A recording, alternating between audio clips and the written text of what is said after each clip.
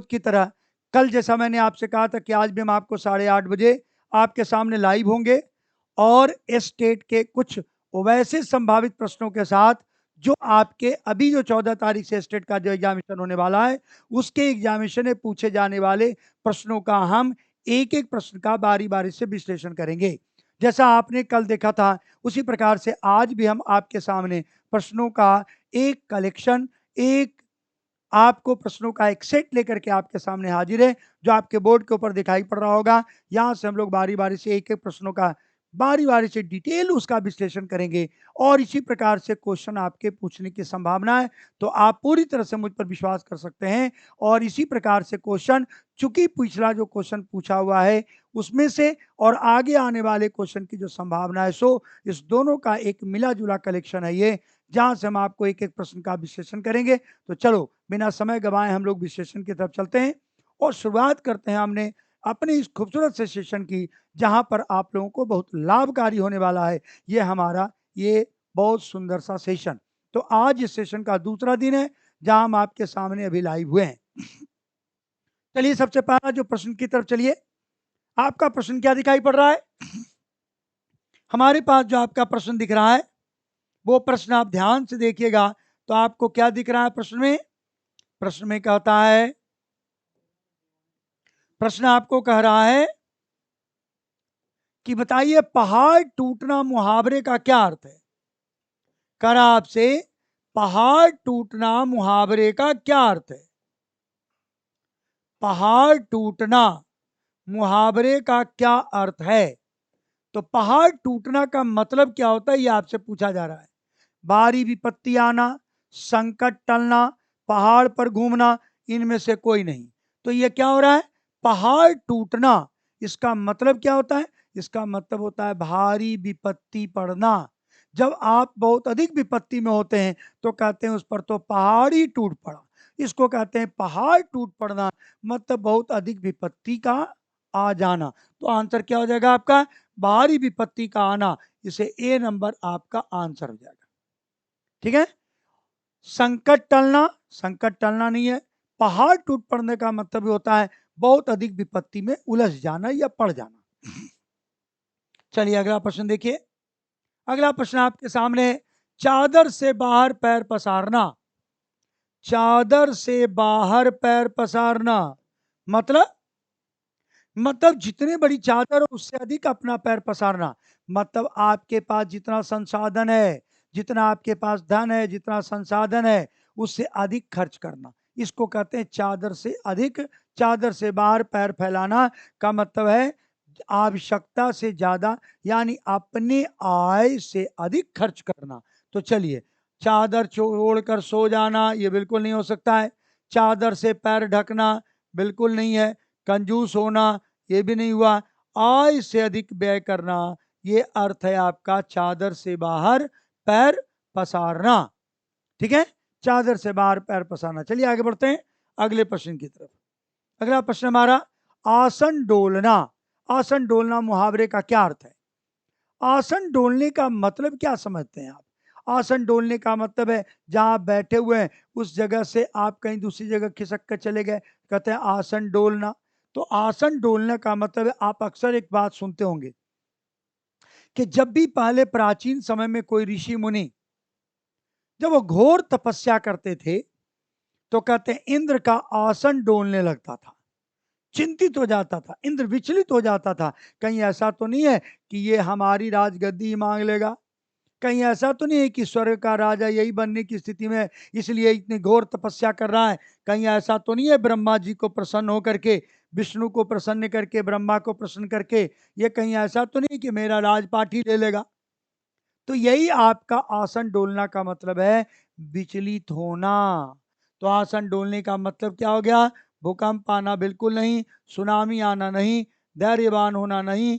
इसका अर्थ हो जाए विचलित होना, यानी बहुत ज्यादा धैर्य खो देना, विचलित हो जाना, इसको कहते हैं आसन डोलना। अगले प्रश्न की तरफ चलिए। इनमें से कौन सा वाक्य अशुद्ध है? ध्यान से समझिएगा। एक, अक्सर बच्चे कुछ गलती करके आते हैं। अक्सर मैंने देखा है बच्चों को गलती करते हुए। विद्यार्थी गलती कहाँ करते हैं लिखा रहता है कौन सा वाक्य अशुद्ध है, आप वहां शुद्ध ढूंढ के आ जाते हैं। तो आपको इसका मतलब है कि 4 ऑप्शन में से 3 जो वाक्य है ये शुद्ध है, एक वाक्य ऐसा जो अशुद्ध है, आपको अशुद्ध वाक्य की तरफ देखना है। तो अशुद्ध कौन सा वाक्य है ये आपको समझना है। तो समझिएगा क्या अशुद्ध कौन सा, इसको देखिएगा कौन सा वाक्य अशुद्ध है। शुभ नक्षत्र आ गया है, संतोष को क्षमा कर दो, यमुना का पानी गंदा हो गया है और शाम को सब्जी लेने जाना है। तो आपको बी नंबर आपका आंसर है जो अशुद्ध है। क्या है, तो ये देखो क्षमा जो शब्द है ना ये अशुद्ध है, क्योंकि क्षमा में ऐसा छ होता है, इसलिए ये वाक्य आपका अशुद्ध है। इसलिए आपका हो गया संतोष को क्षमा कर दो, तो क्षमा का स्पेलिंग, क्षमा का जो वर्तनी है उसकी अशुद्धता है। क्षमा कैसा होता है, यरल वाला जो छ होता है ना वो छ होता है। यहाँ पर छ आपका छ वर्ग वाला छ है, जबकि यह वर्ग वाला छ होना चाहिए। इसे बी नंबर आपका आंसर होगा। इनमें से कौन सा वाक्य अशुद्ध है, फिर से पूछ रहा है अशुद्ध वाक्य। यहां भी अशुद्ध वाक्य की चर्चा कर रहा है। रेडियो की उत्पत्ति किसने की, रेडियो की उत्पत्ति किसने की,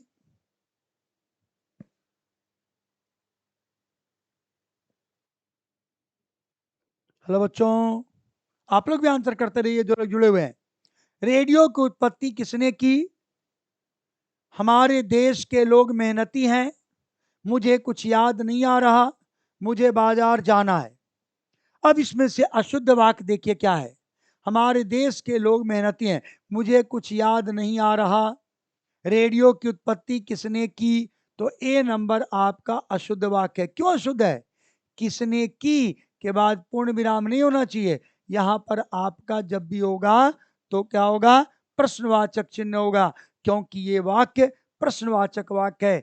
तो रेडियो की उत्पत्ति किसने की, इसमें प्रश्नवाचक वाक्य होगा, इसलिए आप यहां प्रश्नवाचक चिन्ह यूज करेंगे। ठीक है, तो आपका प्रश्नवाचक चिन्ह होगा। तीन में से कौन सा वाक्य अशुद्ध है, तो रेडियो की उत्पत्ति किसने की, ये आपका आंसर होगा ए नंबर। चलिए आगे की बात करते हैं। अगला प्रश्न देखिए, इनमें से कौन सा वाक्य अशुद्ध है, फिर से पूछ रहा है अशुद्ध वाक्य कौन सा वाक्य अशुद्ध है। किसान के खेत में जंगली जानवर आ गए, ये तो ठीक लग रहा है। यहाँ गाय का ताजा दूध मिलता है, गाय का ताजा दूध मिलता है, वह हाथी पागल हो गया है, खरगोश को काट कर गाजर खिलाओ। अब जरा देखिए, किसान के खेत में जंगली जानवर आ गए, यह वाक्य आपका शुद्ध है। दूसरा कहता है यहां गाय का ताजा दूध मिलता है, गाय का ताजा दूध, ठीक है बिल्कुल सही है। अच्छा, ऐसे वाक्य में अशुद्ध कैसे पूछता है, यहां ताजा गाय का दूध मिलता है, अगर यहां लिख दिया जाए यहां ताजा गाय का दूध मिलता है, तो यह वाक्य आपका अशुद्ध हो जाएगा। तो यह वाक्य आपका अशुद्ध हो जाएगा। ताजा गाय का दूध मिलता है यह अशुद्ध हो जाएगा, क्योंकि गाय ताजा नहीं है, दूध ताजा, ये ध्यान रखना है। तो ताजा क्या है, दूध है कि गाय है, तो आप कहिएगा गाय ताजा नहीं है, दूध ताजा है, इसलिए यहां पर वाक्य आपका शुद्ध है, यह वाक्य आपका शुद्ध है। तो वह हाथी पागल हो गया, ये भी ठीक है। तो देखिए डी नंबर आपका करेक्ट है, खरगोश को काट कर गाजर खिलाओ, यहां पर खरगोश को काट कर, यही गड़बड़ है। क्या होना चाहिए था, होना चाहिए आपका खरगोश को गाजर काट कर, काटना क्या है जी, गाजर, गाजर काट कर खिलाओ, ऐसा कह रहा है। तो काटना क्या है आपका, काटना आपको गाजर है, और यहां क्या हो गया, यहां हो गया खरगोश को काट कर, खरगोश को काट कर नहीं, खरगोश को गाजर काट कर खिलाओ। तो गाजर को काटना है, ना कि खरगोश को, इसलिए डी नंबर आपका आंसर होगा। ठीक है, अगले प्रश्न की तरफ चलिए। इनमें से कौन सा वाक्य अशुद्ध है, फिर से वही बात है, कौन सा वाक्य अशुद्ध है। अशुद्ध वाक्य देखिए, वह खाना खाएगा, वह खाना खाएगा, उसने जैसा किया है मैं नहीं कर सकता, विद्यालय के दाएं बड़ा सा मैदान है, भिखारी को थोड़े चावल दे दो। तो वह खाना खाएगा, ये तो वाक्य शुद्ध है, इसमें तो कोई अशुद्धि नहीं है। उसने जैसा किया है मैं नहीं कर सकता, ये भी वाक्य शुद्ध है, इसमें भी कोई अशुद्धि नहीं है। विद्यालय के दाएं बड़ा सा मैदान है, अब भिखारी को थोड़े चावल दे दो, ये भी शुद्ध है। तो आपका अशुद्ध वाक्य है सी नंबर, जो क्या है, विद्यालय के दाएं बड़ा सा मैदान है, क्या होना चाहिए, होना चाहिए विद्यालय के दाएं नहीं, विद्यालय के दाईं ओर एक बड़ा मैदान है, ऐसा लिखना है। विद्यालय के दाईं ओर एक बड़ा मैदान है, तब आपका वाक्य शुद्ध हुआ। विद्यालय के दाईं ओर एक बड़ा मैदान है, विद्यालय के दाएं बड़ा सा मैदान है, तो आप कहिए विद्यालय के दाएं भी अगर लिखते हैं तो कोई बात नहीं है, एक बड़ा मैदान है, एक बड़ा सा मैदान नहीं है, एक बड़ा मैदान है। तो विद्यालय के दाईं ओर एक बड़ा मैदान है, या विद्यालय के दाएं एक बड़ा मैदान है, ऐसा भी कह सकते हैं। विद्यालय के दाएं भी कह सकते हैं आप इसको, आप चाहो तो यहां से दाएं भी कह सकते हैं। विद्यालय के दाएं, है ना, विद्यालय के दाएं,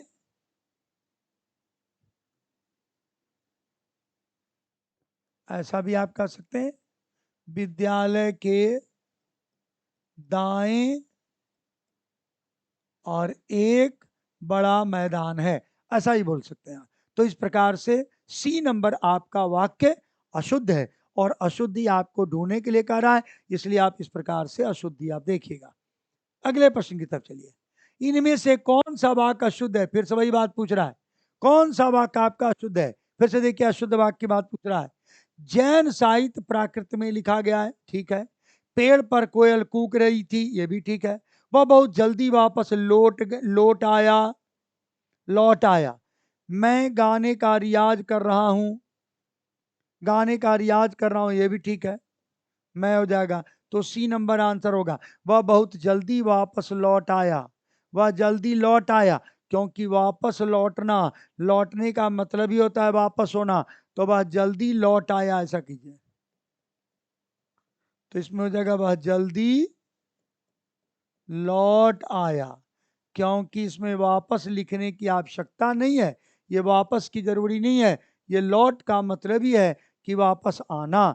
वह जल्दी वापस लौट आया, तो लौटना के साथ वापस शब्द का प्रयोग नहीं करेंगे, क्योंकि वापस का मतलब तो दोबारा होता है। तो कहता है लौट आए का मतलब ही है पुनः वापस, तो पुनः वापस होना इसका मतलब ही होता है लौट आना, तो लौट आने के साथ वापस शब्द के प्रयोग की आवश्यकता नहीं है। इसे सी नंबर आपका आंसर हो जाएगा। अगला देखिए, कौन पदबंध के अंतर्गत शामिल नहीं है। देखो पदबंध क्या है, देखो पदबंध, पदबंध किसको कहते हैं, कहता है ये क्या है, शब्दों का संग्रह है, शब्दों के संग्रह को पदबंध कहते हैं। और पदबंध होता कितने प्रकार का है, आप कह सकते हैं पदबंध होगा, संज्ञा पदबंध होता है।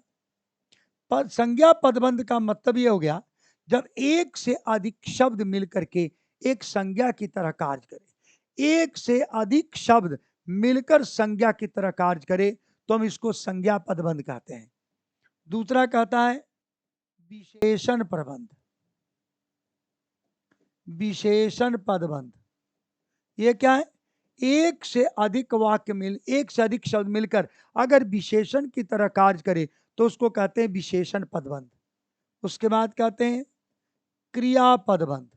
क्रिया पदबंध क्या है, क्रिया पदबंध का मतलब है कि जब एक से अधिक शब्द मिलकर के क्रिया की तरह कार्य करता है तो इसको क्रिया पदबंध कहते हैं।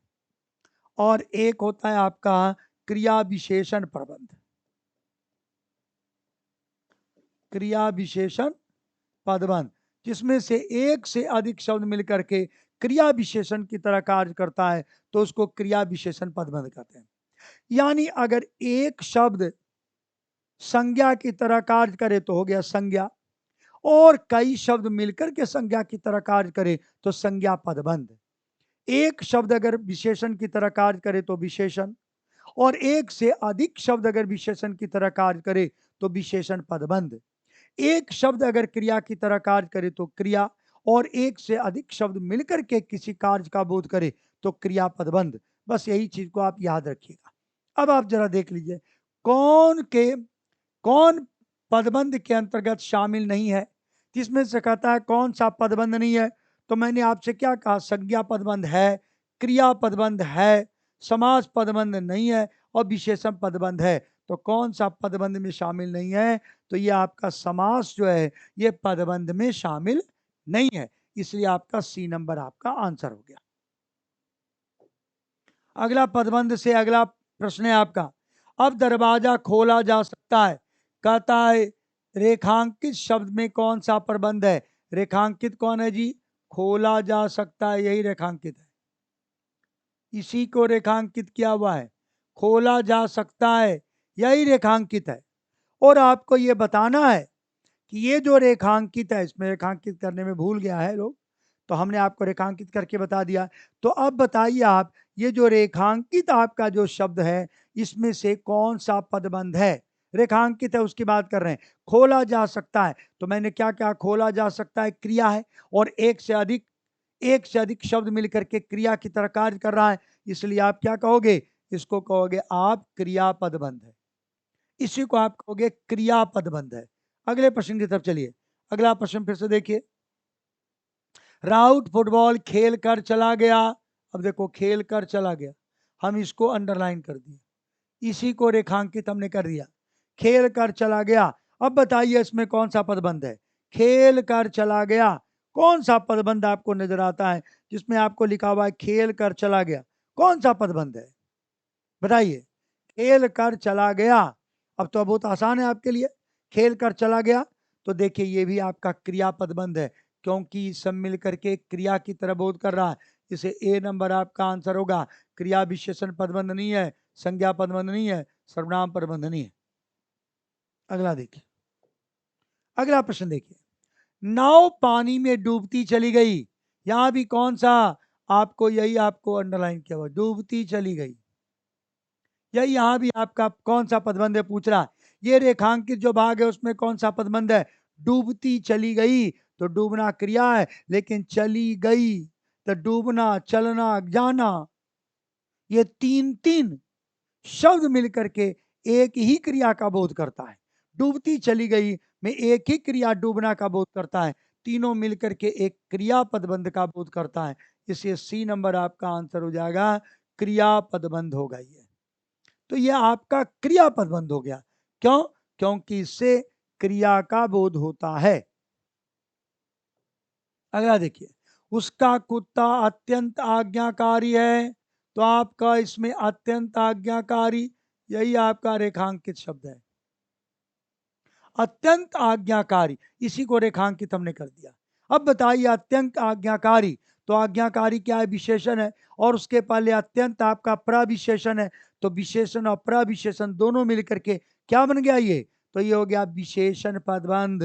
क्यों, क्योंकि ये कुत्ता की विशेषता बताने के लिए आया, कुत्ता कैसा है कुत्ता, तो अत्यंत आज्ञाकारी है, दोनों मिलकर के कुत्ता की विशेषता बताया। तो जब एक से अधिक शब्द मिलकर के विशेषण की तरह कार्य करे तो इसको हम क्या बोलते हैं, इसी को बोलते हैं विशेषण पदबंध। तो आपका आंसर हो जाएगा विशेषण पदबंध। चलिए आगे बढ़ते हैं। राम से रोया नहीं जाता वाक्य में कौन सा वाच्य है। चलिए वाच्य के बारे में पहले हम थोड़ा सा आपको बता देते हैं, वाच्य क्या है। तो वाच्य होते हैं तीन प्रकार के, वाक्यों के तीन वाच्य होते हैं। एक होता है आपका कर्तृवाच्य, एक होता है आपका कर्तृवाच्य, दूसरा आपका होता है कर्मवाच्य, और तीसरा आपका होता है भाववाच्य। ये तीन प्रकार के वाच्य होते हैं। वाच्य तीन प्रकार के होते हैं, कर्तृवाच्य, कर्मवाच्य और भाववाच्य। अब समझिएगा, जब किसी वाक्य में कोई कार्य होता है, तो जब किसी वाक्य में अगर कर्ता प्रधान हो कर्ता प्रधान हो तो आपका कर्तृवाच्य है। अगर किसी वाक्य में आपका अगर कर्म प्रधान हो तो कर्मवाच्य होता है, और जब किसी वाच्य में अगर उस वाच्य का भाव प्रधान हो तो भाववाच्य होता है। ध्यान से समझ लीजिए, जरूरत पड़े तो आप नोट भी कर लीजिए अपनी कॉपी पे। वाच्य होते हैं तीन प्रकार के, एक है कर्तृवाच्य जिसमें कर्ता की प्रधानता होती है, एक है कर्मवाच्य जिसमें कर्म की प्रधानता है, एक है भाववाच्य जिसमें भाव की प्रधानता है। मैं तीन वाक्यों से आपको समझाने का प्रयास करता हूं। देखिए, अगर कहते हैं कि वह पात्र लिखता है, अब जरा देखो इसमें लिखने का काम कौन कर रहा है, वह कर रहा है। तो लिखने का काम कौन कर रहा है, वह कर रहा है। इसमें किसकी प्रधानता है, इसमें आपका कर्ता की प्रधानता है, क्योंकि वह पत्र लिखने का काम कर रहा है, इसमें वह करता है, कर्ता की प्रधानता है। इसे ऐसे वाक्य को आप कहिएगा कि ये कर्तृवाच्य का वाक्य है। अगर यहीं पर लिखे पत्र, अगर हम लिखते हैं पत्र उसके द्वारा लिखा जाता है। अब देखो इसमें पत्र उसके द्वारा लिखा जाता है, तो किसी के द्वारा कोई कार्य हो रहा है, तो समझ लीजिए ये आपका क्या है, ये आपका कर्मवाच्य है। तो ये समझ लीजिए आपका कर्मवाच्य है। लेकिन एक है आपका भाववाच्य जिसमें भाव की प्रधानता है, जैसे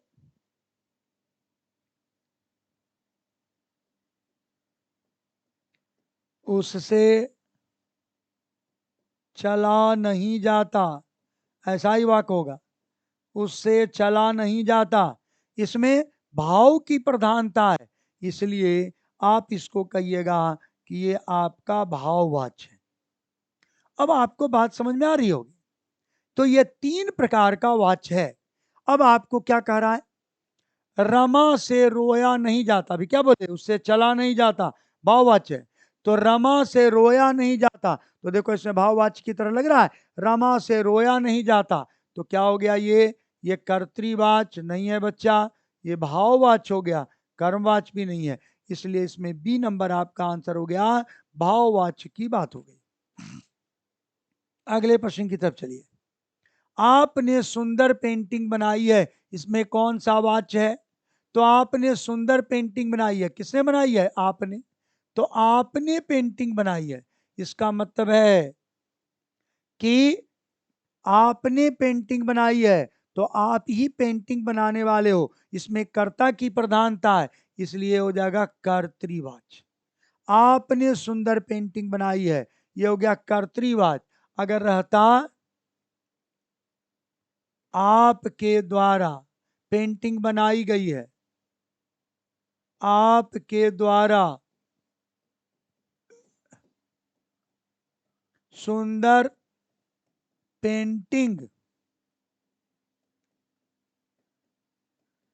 बनाई गई है, ऐसा लिखा रहता, तो ये आपका क्या हो जाता, तो ये आपका कर्मवाच्य हो जाता। लेकिन चूंकि इसमें आपने ही बनाई है, इसलिए इसमें कर्तृवाच्य होगा। अगला देखिए, वाच्य का शाब्दिक अर्थ क्या है, वाच्य का शाब्दिक अर्थ है वचन, वाच्य का शाब्दिक अर्थ है वचन। हम जो बोलते हैं इसी को हम वाच्य कहते हैं। तो बोलना, तो बोलने का जो विषय है इसी को हम कहते हैं वाच्य। वाच्य का मतलब बोलने का विषय। हम कितने प्रकार से किसी चीज को बोल सकते हैं। मैं पत्र लिखता हूं, एक प्रकार से बोल सकते हैं, मेरे द्वारा पत्र लिखा जाता है, दूसरे तरह से बोले। तो ये जो बोलने का जो तरीका है, बोलने का जो ढंग है, बोलने का जो विषय है, इसी को हम वाच्य कहते हैं। अगला देखिए, कहता है भाववाच्य का उदाहरण है, ये देखो भाववाच्य। अभी मैंने कहा था भाववाच्य को कैसे पहचानते हैं आप, भाववाच्य को आपके पहचानने का क्या तरीका है, भाववाच्य के आपके पहचानने का तरीका है कि जब आपका कोई वाक्य में भाववाच्य कैसे पहचानते हैं, जब भी कोई वाक्य के अंदर चला नहीं जाता, रोया नहीं जाता, खाया नहीं जाता, पढ़ा नहीं जाता, ऐसा लिखा रहे तो समझो भाववाच्य है। तो इसमें भाववाच्य पहचानिए। राम खेलता है, ये हो गया आपका कर्तृवाच्य, ये हो गया आपका कर्तृवाच्य। राजू सो गया, ये भी हो गया आपका कर्तृवाच्य, ये भी कर्तृवाच्य। बच्चा से उठा नहीं जाता, यही हो गया आपका भाववाच्य। उठा नहीं जाता, चला नहीं जाता, इसी को हम कहते हैं भाववाच्य। और मैं ऐसा नहीं कर सकता, ये है आपका, ये भी आपका कर्तृवाच्य। तो बच्चा से उठा नहीं जाता, उससे चला नहीं जाता, मुझसे पढ़ा नहीं जाता, मुझसे लेटा नहीं जाता, मुझसे दौड़ा नहीं जाता, ये सब आपके भाववाच्य के उदाहरण हैं। सोनार गाने बनाता है, कौन सा वाच्य है? बिल्कुल स्पष्ट है। गाने बनाने का काम कौन कर रहा है? सोनार कर रहा है।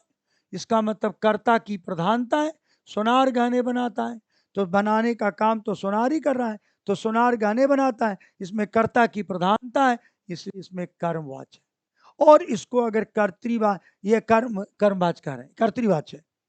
और अगर इसको कर्मवाच्य में बदलना हो तो क्या कहिएगा आप? कहता है कर्मवाच्य में, तो कहता है गहने सोनार के द्वारा बनाए जाते हैं, या गहना सोनार के द्वारा बनाया जाता है। अगर ऐसा वाक्य कह दे तो हो जाएगा कर्मवाच्य। अगला देखिए, निम्न में कौन सा वाक्य शुद्ध है? शुद्ध वाक्य पूछ रहा है इस बार पूछ रहा है जो वाक्य शुद्ध है उसको देखना है। सीता ने झूठ कही थी, सीता ने झूठ कहा था, ये वाक्य आपका गलत है। बहुसंख्यक मनुष्य यहाँ आए थे, ये भी वाक्य गलत है। बहुसंख्यक मनुष्य नहीं होता है, बहुत सारे मनुष्य, यानी बहुत मनुष्य यहाँ आए थे।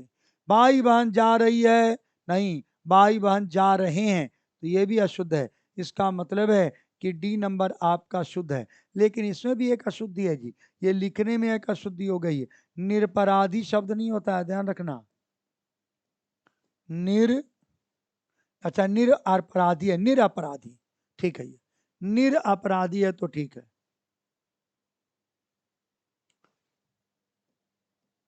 देखो अगर कहीं पर लिखा रहे निरपराधी तो ये गलत शब्द है। क्या शब्द होना चाहिए? निरपराध, ये शब्द सही है। लेकिन निरपराधी लिखा हुआ है ना, निरपराधी लिखा हुआ है तो सही है, लेकिन निरपराधी ये गलत है, या निरपराध सही शब्द है। इसलिए यहां पर होना तो चाहिए था निरपराध, लेकिन ठीक है, फिर भी कोई बात नहीं है। तो डी नंबर ही आपका आंसर होगा।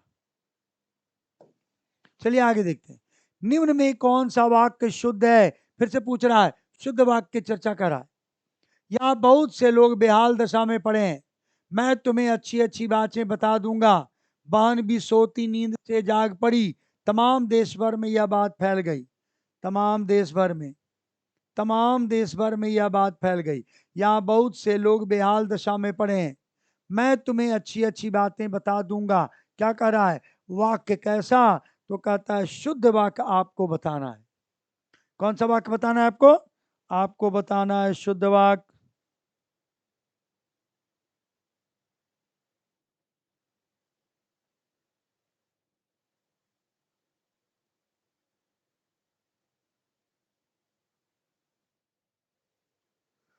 शुद्ध वाक्य बताना है, बताइए। यहाँ बहुत से लोग बेहाल दशा में पड़े हैं, ये गलत है। बेहाल दशा, तो बेहाल पड़े हैं कहिए, फिर दशा की क्या जरूरत है? ये गलत है। मैं तुम्हें अच्छी अच्छी बातें बता दूंगा, ये सही है। मैं लिखा हुआ, जो मैं लिखा गया मैं। बान भी सोती नींद से जाग पड़ी, ये भी आपका शुद्ध है। बान भी सोती नींद से जाग पड़ी, तो नींद तो सोए में ही होता है, तो सोती नींद नहीं हो सकता है। बान भी नींद से जाग पड़ी। तमाम देश भर में, तो देश भर जब हो ही गया तो तमाम की क्या जरूरत है? देश भर में यह बात फैल गई, तो तमाम की क्या जरूरत है? तो देखो कहाँ कहाँ गड़बड़ है। यहाँ बेहाल है तो दशा गड़बड़ है आपका। सोती नींद, सोती शब्द नहीं है। तमाम देश भर, तो देश भर में तो तमाम क्यों? तो आपका बी नंबर आपका आंसर है। मैं तुम्हें अच्छी अच्छी बातें बता दूंगा, यही आपका करेक्ट है। यहां भी कह रहा है शुद्ध वाक्य कौन सा है? झूठी गवाही मत देना, यह काम आप पर निर्भर करता है। आपका पत्र धन्यवाद मिला। वह हर समय मूर्खा की तरह लड़ते रहे। तो ये तो वाक्य आपका गलत है, मूर्खा की तरह। आपका पत्र धन्यवाद मिला, ये भी गलत है। आपका पत्र मिला, धन्यवाद क्या। झूठी गवाही मत देना। यह काम आप पर निर्भर करता है। यह काम आप पर निर्भर करता है। यह काम, यह भी आपका गलत है, आप पर निर्भर करता है। झूठी गवाही मत देना, यह वाक्य आपका शुद्ध है। झूठी गवाही मत देना, यह वाक्य आपका क्या है, शुद्ध है। ठीक है जी। चलिए अगला प्रश्न लेते हैं। अगले प्रश्न के निम्नलिखित में से कौन सा वाक्य शुद्ध है। हिंदी हम में से प्रत्येक विद्यार्थी की मातृभाषा है। कुछ स्थलों में ऐसा कहा गया है। कुछ स्थलों में ऐसा कहा गया है, स्थलों नहीं।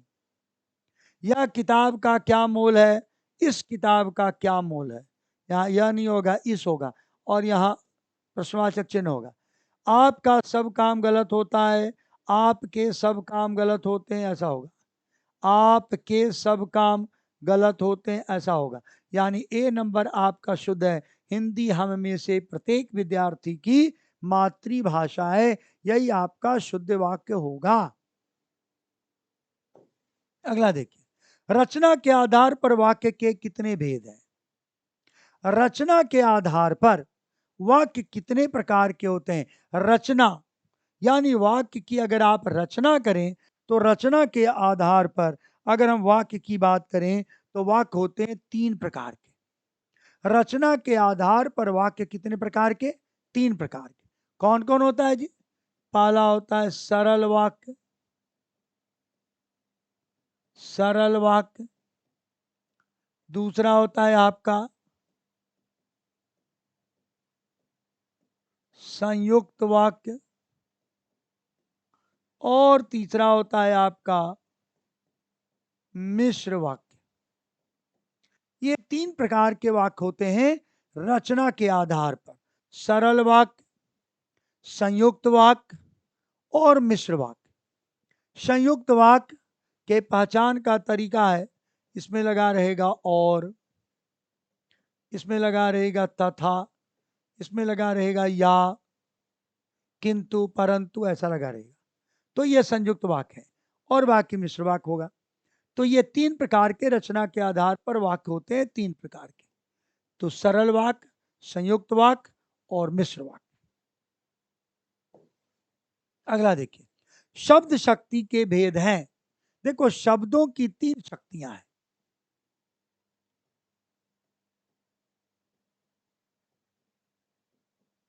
शब्द शक्ति के 3 भेद। शब्द शक्ति के 3 भेद होते हैं। कौन कौन जी। पहला होता है अभिधा, दूसरा होता है लक्षणा और तीसरा होता है व्यंजना।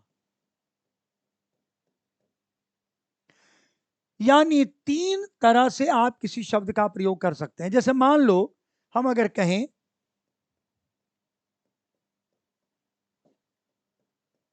एक गधा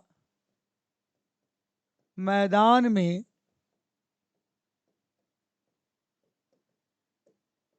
चल रहा है। एक गधा मैदान में चल रहा है, तो हमने गधा को ही गधा कहा है। तो जैसा शब्द का प्रयोग हो, अगर उस शब्द का वही अर्थ निकलता है, तो इसको हम इस शब्द की अभिधा शक्ति कहते हैं। लेकिन शब्द जो कह रहा है वो शब्द का भेद ना हो करके, शब्द का वो अर्थ ना हो करके हम किसी दूसरे को कह रहे हैं। जैसे अगर हम किसी को कहें तुम गधे की तरह बात कर रहे हो, यहां पर हम गधा को गधा नहीं कर रहे हैं, हम किसी का गधा जैसा लक्षण है उसकी बात कर रहे हैं। तुम गधे की तरह बात कर रहे हो, तो यहां पर यह गधा जो शब्द हुआ वो लक्षणा हुआ। तुम गधे की तरह बात कर रहे हो।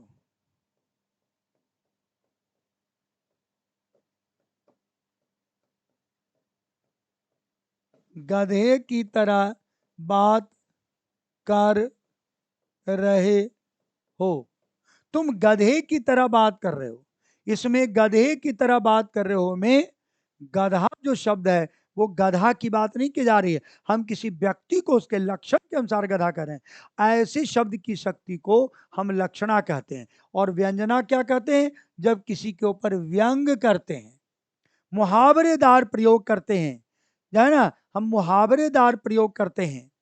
जब किसी पर हम व्यंग से हम बात करते हैं, तो व्यंग जब बात करते हैं तो उसको व्यंजना शब्द की शक्ति कहते हैं। तो शब्द के शक्ति के कौन भेद हैं? इनमें से सभी, इनमें से सभी शब्द की शक्ति के भेद हैं। क्यों? इनमें से अभिधा भी शब्द की शक्ति है, लक्षणा भी शब्द की शक्ति है, और व्यंजना भी शब्द की शक्ति है। तो आप इनमें से तीनों कहिएगा ये शब्द की शक्तियां हैं। अगला देखिए, कहता है व्यंजना शक्ति से जो अर्थ निकलता है उसे क्या कहते हैं? व्यंजना शक्ति से जो अर्थ निकलता है उसे क्या कहते हैं? अभी मैंने कहा था व्यंजना से व्यंग करते हैं, तो आपका व्यंजना से क्या करते हैं? आप व्यंजना से व्यंग करते हैं, छंद नहीं, अलंकार नहीं, तो कौन हो गया? व्यंजना से व्यंग करते हैं। तो व्यंजना जो शब्द की शक्ति है उससे हम व्यंज उससे हम क्या कहते हैं? व्यंग करते हैं किसी के ऊपर, हम मुहावरेदार प्रयोग करते हैं व्यंग के रूप में। अगला देखिए, अर्थबोध कराने के संदर्भ में निम्नलिखित में से कौन सा कथन सत्य है? अर्थबोध कराने के संदर्भ में निम्नलिखित में से कौन सा कथन सत्य है? अर्थबोध कराने के संदर्भ में निम्नलिखित में से कौन से कथन सत्य हैं? अर्थबोध कराना है। अभिधा शब्द शक्ति लक्षणा पर आधारित है। अभिधा शब्द शक्ति में कौन सा कथन सत्य है? अभिधा शब्द शक्ति लक्षणा पर आधारित है? नहीं। अभिधा शब्द शक्ति का मतलब है जिसका बिल्कुल सामान्य अर्थ पर आधारित है। लक्षणा शब्द शक्ति व्यंजना पर आधारित है? बिल्कुल नहीं। अभिधा शब्द शक्ति लक्षणा एवं व्यंजना दोनों पर आधारित होता है। तो अभिधा जो शब्द शक्ति है लक्षणा एवं व्यंजना दोनों पर आश्रित होता है। लक्षणा एवं व्यंजना दोनों शक्तियां अभिधा पर आश्रित होती हैं। तो आपका ये जो प्रयोग है ये क्या आपका अर्थ है? आप देखिए, अभी मैंने आपको तीनों चीज के बारे में भी आपको बताया था, और आप बताइए कि इसमें अर्थ आपका कौन सा लग रहा है? तो क्या है? तो क्या कह रहा है? तो ये कहता है लक्षण अभिधा शब्द शक्ति लक्षणा व्यंजना दोनों पर आधारित है। ये आपका कह रहा है कि उसके बाद का शब्द है। तो इसमें कहता है लक्षणा और व्यंजना ये जो दोनों शब्द की शक्तियां हैं ये दोनों किस पर आधारित है? अभिधा पर ही आधारित है। क्यों? जैसे मैंने अभी कहा गधा, तो गधा जो शब्द का जो अर्थ है वो सामान्य अर्थ है तो अभिधा है, लेकिन इसी अर्थ का तो प्रयोग हम लक्षणा में भी करते हैं, इसी अर्थ का प्रयोग हम व्यंजना भी करते हैं। यानी शब्द की जो शक्तियां हैं लक्षणा और व्यंजना ये दोनों के दोनों आपके अभिधा पर ही आधारित हैं। इसलिए आपका डी नंबर आपका आंसर है। तो लक्षणा भी और व्यंजना भी ये दोनों शब्दों की शक्तियां जो है ये अभिधा पर ही आधारित है, इसलिए आपका ये आंसर हो जाएगा। चलिए अगला देखिए, काव्य शास्त्र के अनुसार शब्द में अर्थ कितने प्रकार से आते हैं? काव्य शास्त्र में कह रहा है काव्य शास्त्र में जो अर्थ आता है वो कितने प्रकार से अर्थ आता है काव्य शास्त्र में? ऐसा पूछा जा रहा है आपसे कि काव्य शास्त्र में शब्दों के कितने प्रकार से अर्थ आते हैं? काव्य शास्त्र में कितने प्रकार से, काव्य शास्त्र के अंतर्गत शब्द में अर्थ कितने प्रकार से आते हैं? तो काव्य में कितने प्रकार से अर्थ आएंगे? आप एक तो अर्थ आएगा जो काव्य में शब्दों का प्रयोग करें, तो वही काव्य शास्त्र में वही 3 प्रकार से अर्थ आएंगे जो अभी आपने शब्दों की शक्तियां कही हैं। तो काव्य शास्त्र के अनुसार शब्द में अर्थ कितने प्रकार से आते हैं? तो वही 3 प्रकार से आते हैं। अभिधा प्रकार से आता है, व्यंजना से आता है, लक्षणा से आते हैं, तो 3 प्रकार से आते हैं, इसलिए 3 प्रकार से यहाँ भी हो जाएंगे। तो वही 3 प्रकार से आएंगे जैसा मैंने अभी आपको बताया। भिखारी को देखकर राधा बोली महाराजा आ रहे हैं। इस वाक्य में शब्द की कैसी शक्ति है? देखो, भिखारी को देखकर राधा क्या बोली? महाराजा आ रहे हैं। इसका मतलब है भिखारी को महाराजा कह के क्या किया उसने? व्यंग किया है। भिखारी को अगर आप महाराजा कह दो तो आपने व्यंग किया ना। देखिए हमारे महाराजा आ रहे हैं, इसका मतलब है कि आप उसकी गरीबी का मजाक उड़ा रहे हैं, आप उसकी गरीबी का व्यंग कर रहे हैं, व्यंगी पर तंज कस रहे हैं। इसलिए भिखारी को देखकर राधा बोली महाराजा आ रहे हैं। महाराजा किसको बोली? भिखारी को। तो भिखारी के ऊपर तंज कसा उसने, भिखारी के ऊपर उसने क्या किया? आपका व्यंग किया। इसलिए इसमें जो शब्द की शक्तियां हैं वो व्यंजना है, क्योंकि व्यंग किया गया है, इसलिए इसमें शब्द की जो शक्ति है वो व्यंजना है। अगला देखिए, काव्य में जहां शब्द के कारण रमणीयता हो और शब्द परिवर्तन से काव्य सौंदर्य क्षीण हो जाए, क्या कहलाता है? काव्य में जहां शब्द के कारण रमणीयता हो, रमणीयता में तो सुंदरता हो, यानी काव्य में, किसी कविता में शब्द के कारण अगर वहां पर सुंदरता पैदा हो और शब्द परिवर्तन से काव्य सौंदर्य क्षीण हो जाए, यानी काव्य के उस शब्द के परिवर्तन कर दीजिए, तो उसके काव्य का अर्थ यानी उसकी जो खूबसूरती है वो खत्म हो जाए। यानी वैसा काव्य जिसमें शब्दों से खूबसूरती पैदा की जा रही है और शब्दों को बदल देने से, परिवर्तन कर देने से वो खूबसूरती अगर समाप्त हो जाए, तो ऐसे को क्या कहलाता है? ये क्या कहलाता है? कैसा अलंकार कहते हैं? तो काव्य में जहां शब्द के कारण रमणीयता हो तो शब्दालंकार कहलाता है। इसको शब्द का अलंकार कहते हैं, शब्दों से अलंकार पैदा करना, इसको शब्दालंकार कहते हैं। अलंकार होते हैं अर्थालंकार, शब्दालंकार और एक होता है उभयालंकार।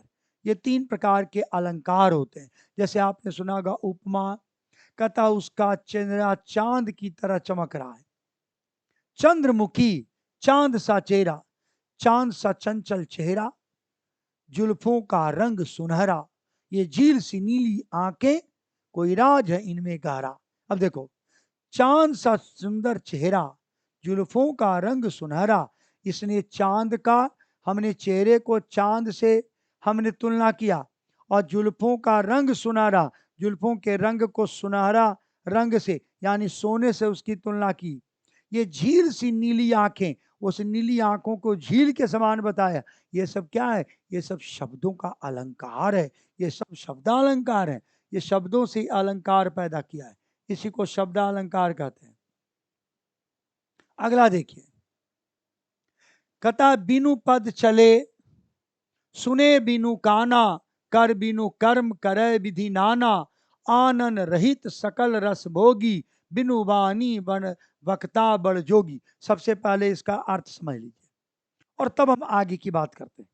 देखो अर्थ क्या कहता है, कहता बिनु पद चले, पद मतलब होता है पांव, बिना पांव के ही चलता है, बिनु पद चले, बिना पांव के चले, सुने बिनु काना, यानी बिना कान के ही सुन लेता है, कर बिनु कर्म करे विधि नाना, कर मतलब होता है हाथ, कहता है हाथ नहीं है फिर भी सारे कर्म करता है, आनन रहित, आनन मतलब होता है मुख, यानी मुंह नहीं है, सकल रस भोगी, लेकिन सारे रसों का स्वाद लेता है,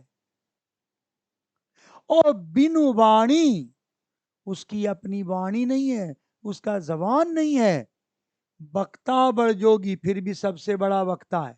अब जरा समझो, ऐसा जो बिना पैर का, जो बिना पैर का चलता है, बिना कान का सुनता है, बिना हाथ के सारे कर्म करता है, बिना मुख के सारे रसों का स्वादन करता है, और बिना वाणी के सब कुछ बोल देता है।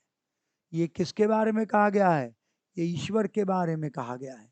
हमारा जो ईश्वर है, ब्रह्म है, उस ब्रह्म निराकार ब्रह्म की बात की जा रही है, जिसका कोई आकार नहीं है। इस निराकार ब्रह्म की बात की जा रही है जिसका आकार नहीं है, उसका न पांव है, न हाथ है, न मुंह है, लेकिन बिना पांव के ही सब जगह उपस्थित है, चलता है, बिना हाथ के ही सारा कर्म करता है, बिना काम के ही, बिना हाथ के ही सारा कर्म करता है, बिना आंखों के ही सबको देख लेता है, बिना मुंह का ही सबों रसों का स्वाद करता है, और बिना वाणी के ही बड़े बड़े बड़े बात बोल देता है। ऐसे कहता है इसमें ये तो अर्थ हो गया।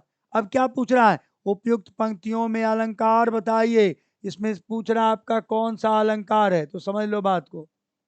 अगर आपको लगे कि बिना कारण का कार्य हो,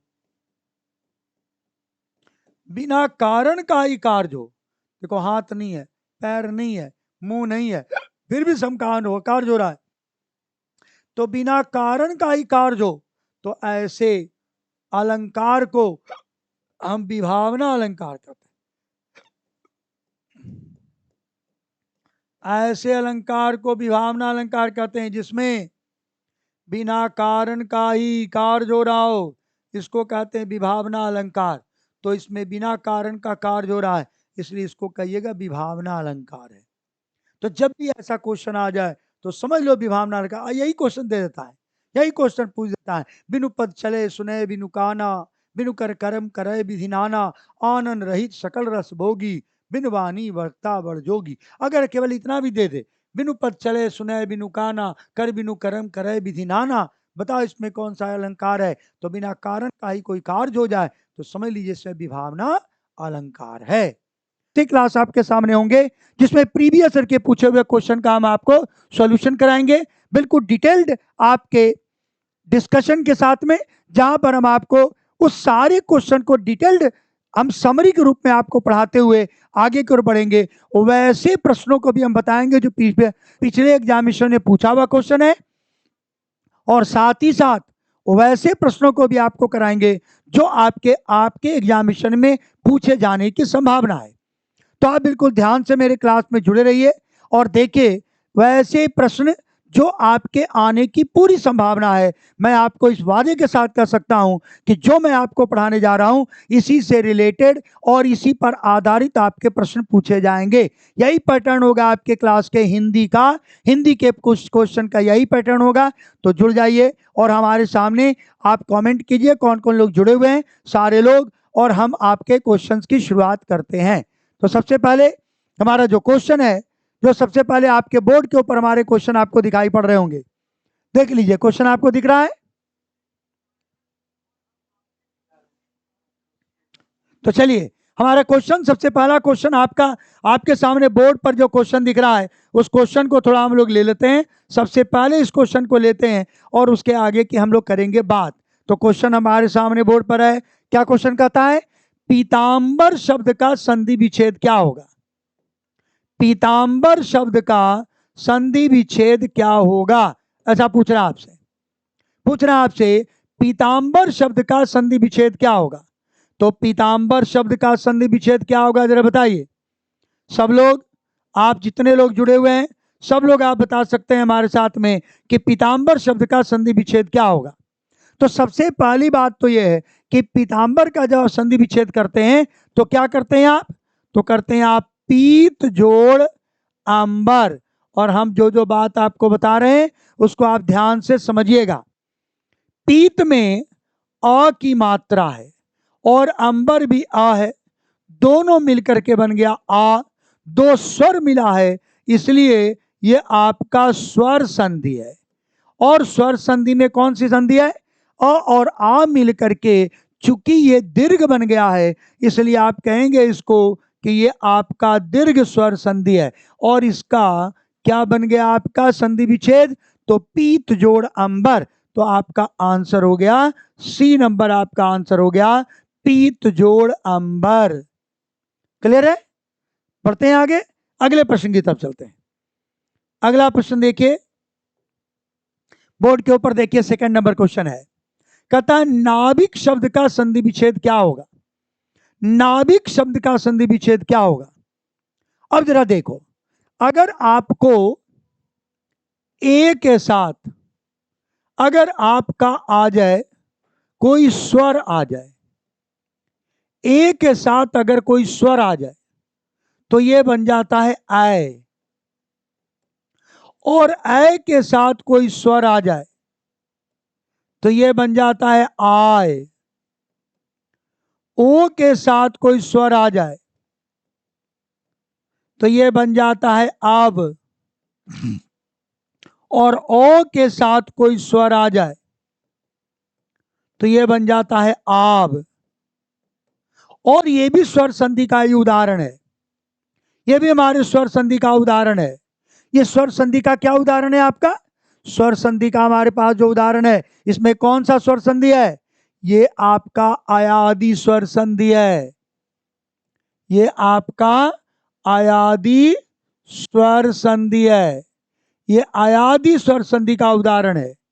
और ये अयादि स्वर संधि में अब जरा देख लो, नाविक, तो नाविक में आव लिखा हुआ है, आवी शब्द है। तो हमने अभी आपसे क्या कहा? आब किस में लगता है? आब यहां है और इसमें ओ शब्द होगा। तो अगर आप इसका संधि विच्छेद करें नाविक का, तो ना का हो गया नौ और हो जाएगा इक, तो बन जाएगा नाविक। ये आपका अयादि स्वर संधि है। स्वर संधि होते हैं 5 प्रकार के। दीर्घ स्वर संधि आपका, उसके बाद गुण स्वर संधि, वृद्धि स्वर संधि, यण स्वर संधि और अयादि स्वर संधि। ये 5 प्रकार के स्वर संधि है। यहाँ जो नाविक का संधि विच्छेद होगा, चूंकि ओ के बाद आब लगता है, इसे हो जाएगा ओ। तो अब आपका क्या बन जाएगा यहाँ पर? तो आपका ओ की बात हो जाएगी। देखो ये ए नंबर आपका आंसर हो जाएगा। हालांकि इसमें ओ लिख दिया है, लेकिन हम आपको ऐसे बना देते हैं, प्रिंटिंग एरर हो गया है, तो हो जाएगा आपका 9 जोड़ इक। अब बन जाएगा नाविक, 9 जोड़ इक तो बन गया आपका नाविक। इस प्रकार से ए नंबर आपका आंसर हो गया। तो क्या कहिएगा आप? 9 जोड़ इक तो बन गया नाविक, और 9 जोड़ इक कहिएगा तो नईक हो जाए, तो नविक हो जाएगा। तो नाविक कर रहा है, आव शब्द है, इसे 9 जोड़ इक तो बन गया नाविक। और ये अयादि स्वर संधि का उदाहरण है। बढ़ते हैं आगे, अगले प्रश्न की तरफ चलिए। अगला 3रा नंबर प्रश्न देखिए क्या करा है? प्रत्येक का संधि विच्छेद क्या होगा? प्रत्येक का संधि विच्छेद। तो जरा एक बात ध्यान से समझिएगा, अगर आपको कोई आधा वर्ण लिखा रहे, कोई आपका अर्ध वर्ण है, यानी अर्ध कोई अक्षर है, और उसके बाद अगर य आए, उसके बाद व आए, या उसके बाद र आए, ध्यान रखिएगा, अर्ध वर्ण के बाद यदि य आ रहा हो, व आ रहा हो, या र आ रहा हो, तो समझ लो इसको कहते हैं यन स्वर संधि। यन स्वर संधि कहते हैं इसको, ध्यान रखिएगा। अब आप देखो यहां क्या आ रहा है? प्रत्येक में, प्रत्येक में क्या आ रहा है? प्रत्येक में क्या आ रहा है? एक वर्ण आपका आधा है, और उसके बाद देखो यह आ रहा है। तो मैंने कहा ना कि अगर वर्ण आधा आ रहा हो और उसके बाद यह आ रहा हो, तो निश्चित रूप से यह आपका यन स्वर संधि है। अब यन स्वर संधि के बारे में थोड़ा सा जान लीजिए। यन स्वर संधि क्या कहता है?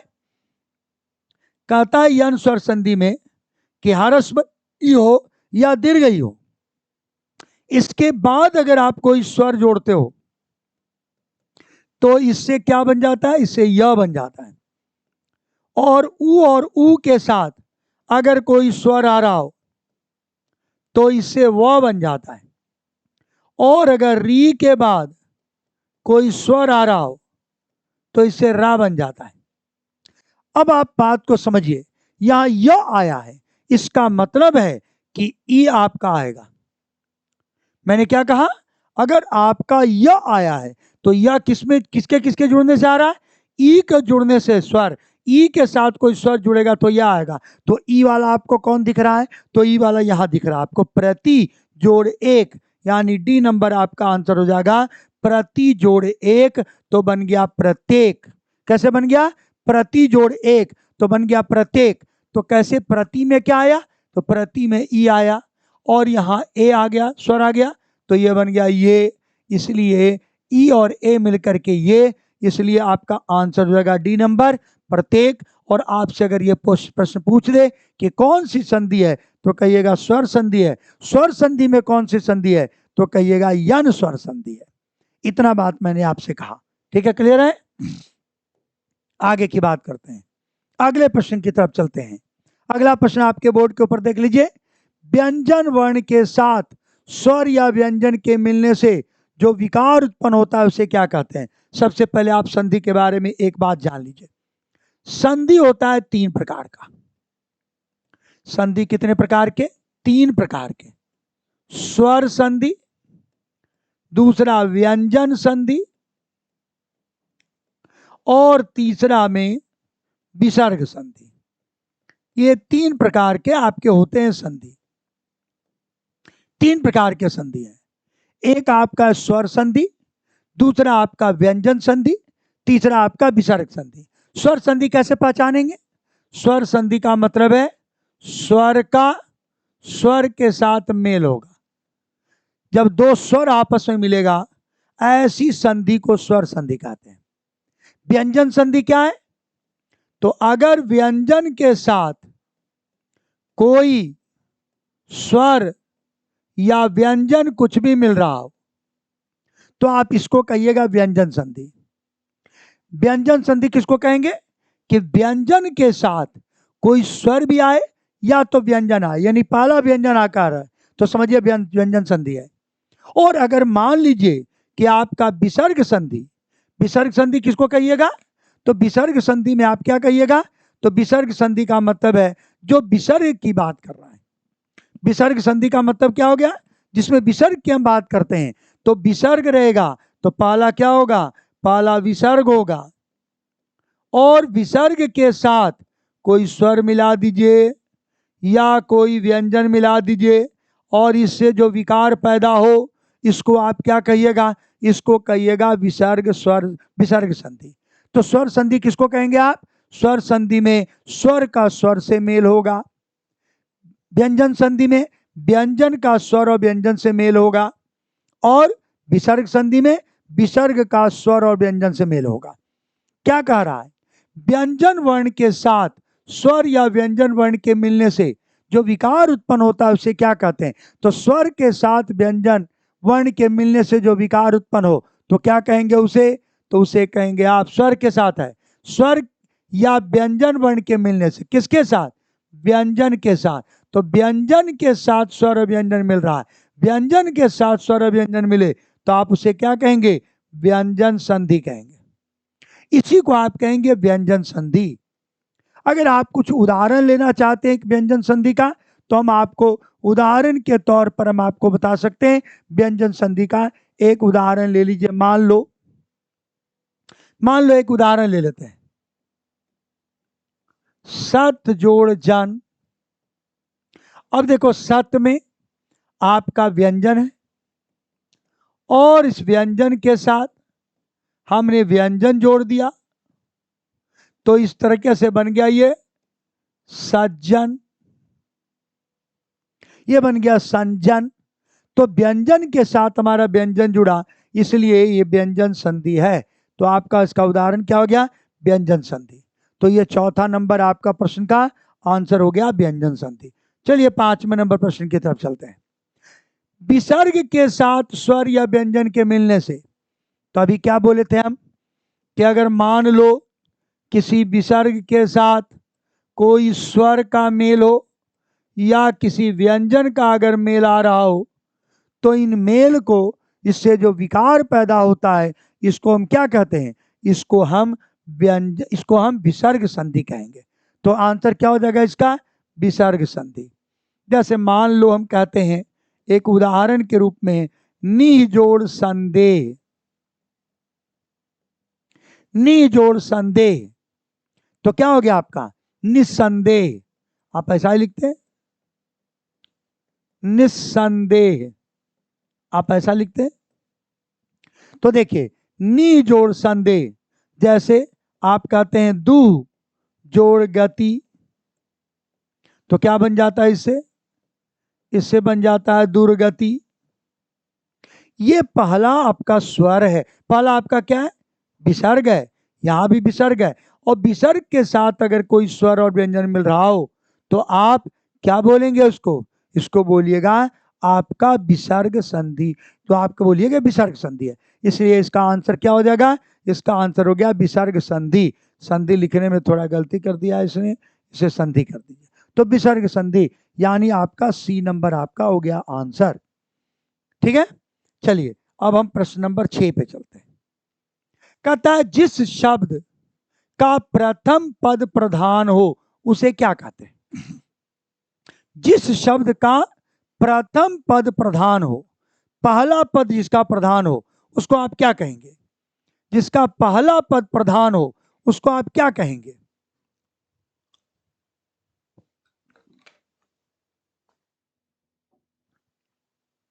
बोलिए। जिसका प्रथम पद प्रधान हो उसको हम क्या कहते हैं? अब जरा देखो, ये तत्पुरुष लिखा हुआ है जी, ये थोड़ा गलत लिखा गया है, तत्पुरुष ऐसा लिखेंगे। ये कर्मधार है, ये आपका द्वंद्व है, द्वंद्व,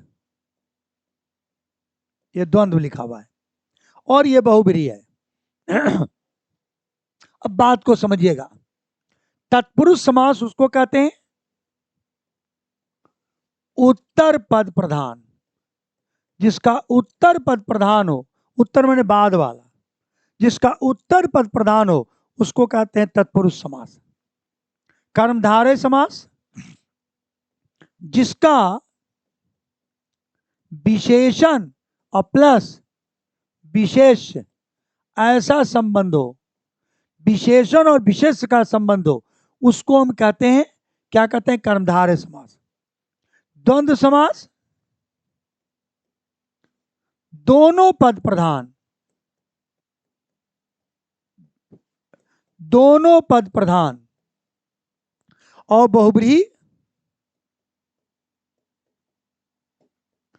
कोई पद प्रधान नहीं हो, इसमें कोई पद प्रधान ना हो। अब जरा देखो, अब कहता है जिसका अब इसमें से आप एक देख लो, जिसका कहता है, क्या कह रहा है? प्रथम पद प्रधान हो, जिसका प्रथम पद प्रधान हो, ऐसा पूछ रहा है आपसे, उत्तर पद प्रधान नहीं, जिसका प्रथम पद प्रधान हो। अब आप देखो, इसमें से तो कोई ऐसा नहीं है जिसका पहला पद प्रधान है, तो पहला पद प्रधान वाला अगर कोई भी आपका प्रश्न दिखाई नहीं पड़ रहा है, पहला पद प्रधान वाला कोई भी प्रश्न आपको नहीं दिख रहा है, तो कोई बात नहीं है, पहला पद प्रधान वाला कोई प्रश्न नहीं है, तो आपको क्या है? द्वंद्व को आप देखिए, जिसका दोनों पद प्रधान है, मतलब इसका पहला पद भी तो प्रधान है ना, और इसमें से कोई नहीं, उदाहरण में आंसर दिया नहीं आपको, तो आप किसकी तरफ जाएंगे? आप आंसर करेंगे सी नंबर को। क्यों?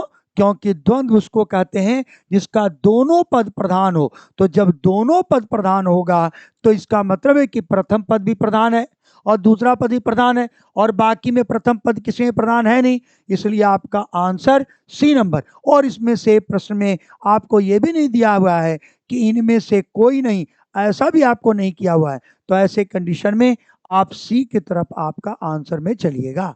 तो इस प्रकार से आंसर नंबर क्या कीजिएगा? सी नंबर आप आंसर कीजिएगा। चलिए 7वां नंबर प्रश्न देखिए, कहता है चतुरानन में कौन सा समास है? चतुरानन मतलब चार आनन, आनन मतलब मुख,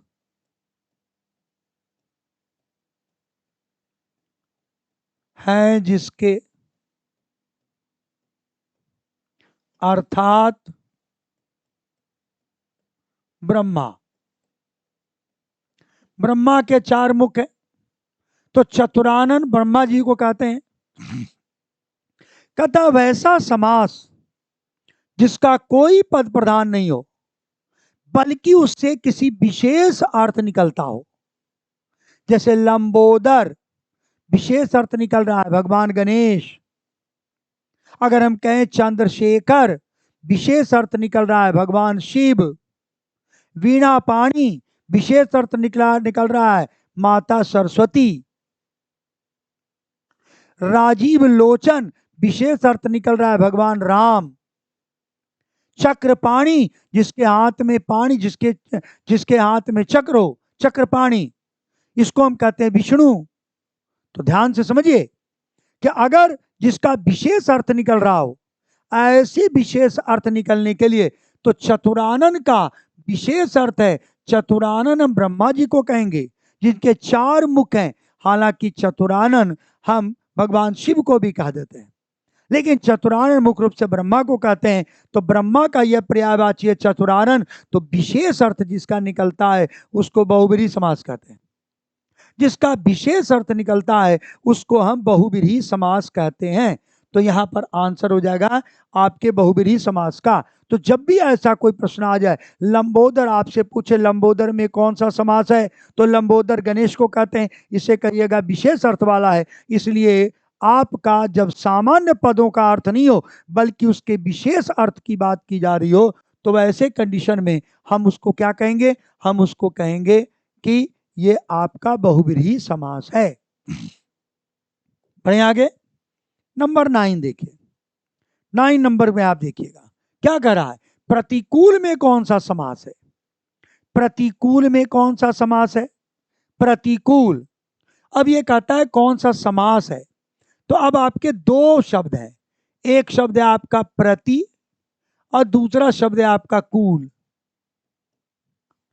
पहला पद क्या है, प्रति आपका क्या है, अव्यय है।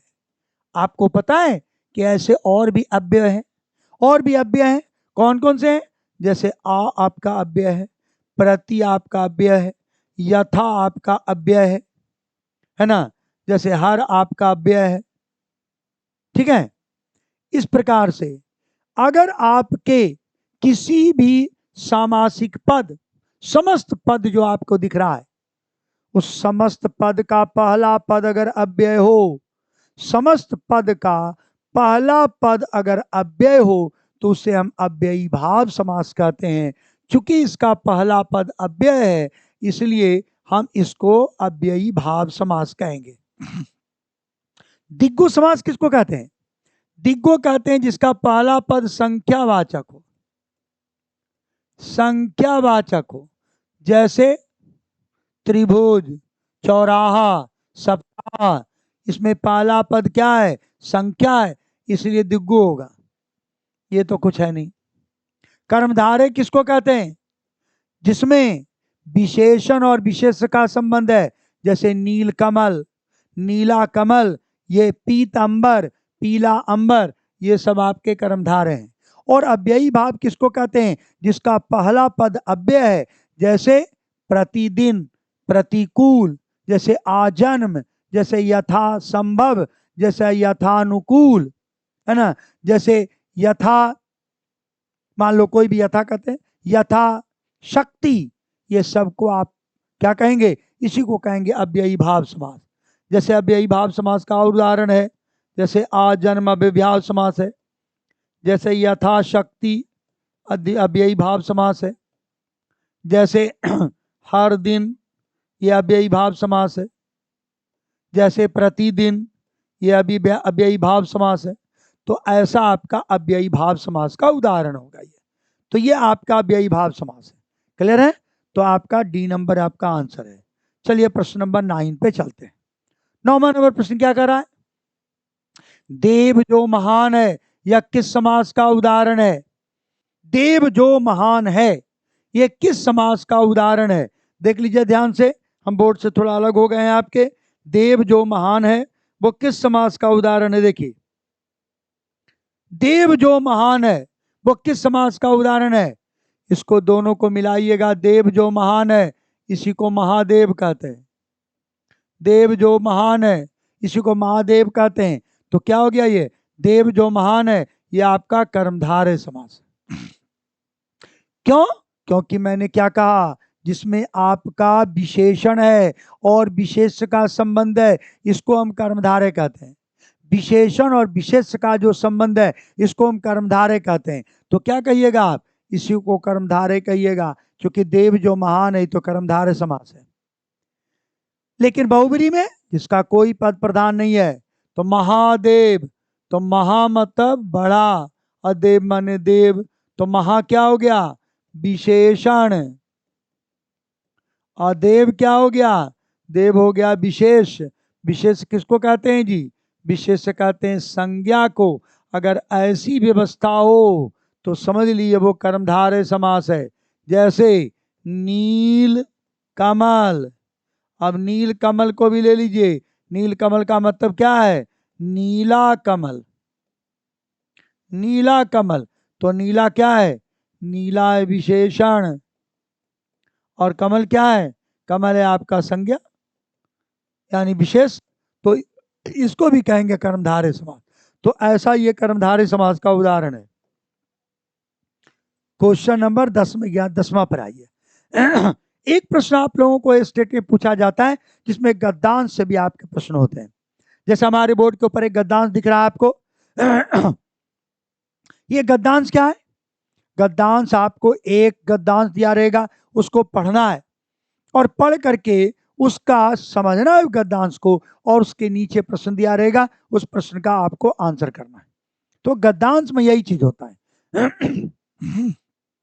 तो देखिए गद्यांश में क्या है, कहता है पहले इसको पढ़ना पड़ेगा, समझना पड़ेगा आपको। भारत माता को हम नमन करते हैं, उत्तर में हिमालय इसका प्रहरी है। प्रहरी का मतलब जो रक्षा करने वाला है ना। प्रहरी का मतलब है वॉचमैन, जिसको अंग्रेजी में कहते हैं। तो उत्तर में हिमालय जो इसकी रक्षा करता है, दक्षिण में हिंद महासागर उसके चरण पखारता है, यानी हिंद महासागर जो उसके चरणों को धोता है, पश्चिम में कच्छ की खाड़ी, और पूरब में बांग्लादेश है। गंगा, यमुना, नर्मदा, ताप्ती, कृष्णा, गोदावरी, ब्रह्मपुत्र आदि नदियां भारत के मैदानी क्षेत्रों की शोभा बढ़ाती हैं। खेतों में लहराती फसलें और बागों में पके फलों की बहार भारत माता का उपहार है। प्रत्येक धर्म का व्यक्ति भारत का सपूत है। सबकी प्रिय है भारत माता, हम सबकी प्रिय है, चाहे हम किसी भी जाति और धर्म से हैं। हमारा सबसे प्रिय अगर कोई हमारा है तो ये हमारी भारत माता है। ये आपने पढ़ लिया। अब इस पर आपके मिलेंगे प्रश्न, तो चलिए हम जरा इसको बढ़ा देते हैं। 11 नंबर क्वेश्चन को देखिए, बढ़ा दिया हमने। 10 नंबर ही क्वेश्चन है ये, 10वां नंबर ही है। फसलें और पके फल किसकी देन है? फसलें और पके फल किसकी देन है? नदियों की, पहाड़ों की, मिट्टी की, लोगों की। अब जरा वापस आइए, क्या कह रहा है इसमें? कहता है खेतों में लहराते फसलें और बागों में पके फलों की बहार भारत माता का उपहार है। खेतों में तो ये भारत माता का उपहार है। ये कौन देता है? ये कौन देता है? ये कौन देता है? फसलें और पके हुए फल क्या पहाड़ देते हैं? मिट्टी देती है, मिट्टी की, नदियों की। तो ये किसकी देन है? तो ये जो नदियां हैं ना, इसी के देन है। क्योंकि क्या करा है? गंगा, यमुना, नर्मदा, ताप्ती, कृष्णा, गोदावरी, ब्रह्मपुत्र आदि नदियां भारत के मैदानी क्षेत्रों की शोभा बढ़ाती हैं। खेतों में लहराती फसलें और बागों में भले फसलों की बहार माता भारत माता का उपहार है। तो ये कौन उपहार पैदा करता है? ये उपहार कौन पैदा करता है? बोलिए। तो नदियां ये उपहार को पैदा करती हैं, इसलिए आंसर क्या हो जाएगा आपका? आंसर नंबर ए हो जाएगा, नदियां, क्योंकि यही इनका उपहार है। तो नदियां ही हमारे खेतों में फसलें पैदा करती हैं, है ना। पेड़ों को सींचती हैं, उनसे फल निकलता है, उनसे खेतों में अनाज आता है, उनसी से आता है।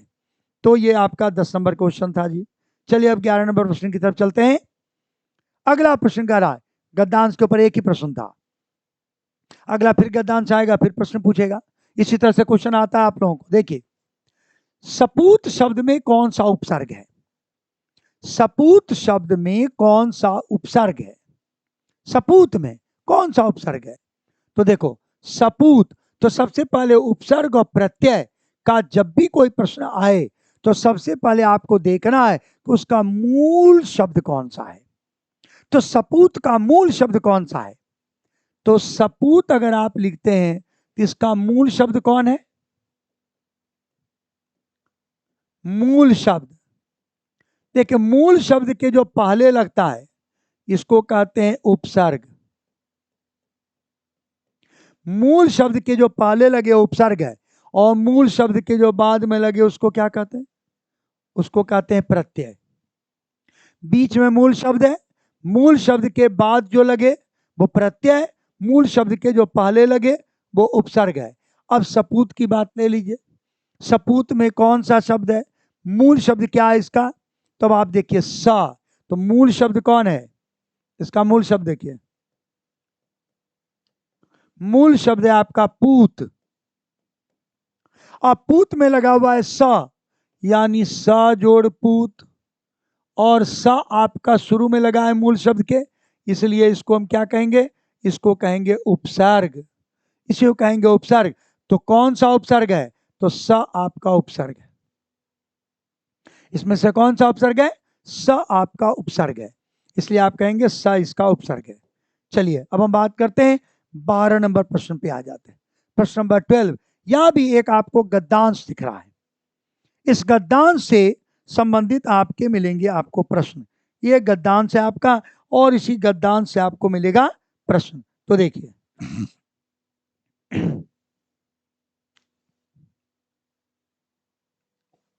प्रश्न क्या आपको?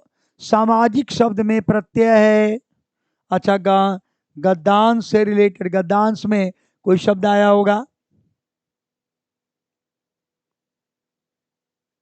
मनुष्य एक सामाजिक प्राणी है। मनुष्य एक सामाजिक प्राणी है। उसका धर्म है कि वह स्वयं के लिए जिए और दूसरे को भी जीने दे। अब जब भी आपका प्रश्न ऐसा गद्यांश का आए, तो सबसे पहले प्रश्न देखना है, प्रश्न देखना है, फिर गद्यांश को पढ़ना है। तो पहले प्रश्न देखते हैं। प्रश्न क्या पूछ रहा है? सामाजिक शब्द में कौन सा प्रत्यय है? इसका मतलब यह हुआ कि गद्यांश पूरा पढ़ने की जरूरत भी नहीं है, फालतू का पढ़ के आप समय बर्बाद कीजिएगा। तो आपको जो करना क्या है, आपसे प्रश्न क्या कह रहा है? आपका प्रश्न कह रहा है मनुष्य एक सामाजिक प्राणी है, और इसी सामाजिक शब्द से आपको एक प्रश्न निकाला कि सामाजिक शब्द में कौन सा प्रत्यय है। तो अब आपको आगे गद्यांश पढ़ने की जरूरत ही नहीं है, तो सीधा सीधा सामाजिक में आप मूल शब्द क्या है इसका? तो मूल शब्द आपका सामाजिक का मूल शब्द क्या है? सामाजिक का मूल शब्द है समाज। सामाजिक का मूल शब्द क्या है? सामाजिक का मूल शब्द है समाज। अब ये जो समाज आपका मूल शब्द है, और इसमें क्या लगा? तो समाज में क्या लगा है जी? समाज में लगा इक, तो बन गया सामाजिक। ये बन गया सामाजिक। तो समाज में लगा इक, तो कौन सा प्रत्यय है? इक प्रत्यय है। अच्छा, प्रत्यय के बारे में छोटी सी बात बता देते हैं आपको। प्रत्यय होते हैं दो प्रकार के। एक आपका होता है प्रत्यय, दो प्रकार के होते हैं। एक आपका होता है कृत प्रत्यय,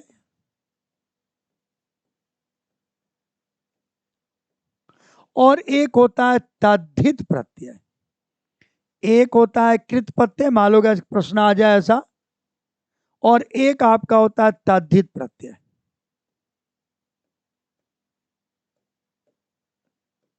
दो प्रकार के हमारे प्रत्यय होते हैं, कृत प्रत्यय और तद्धित प्रत्यय।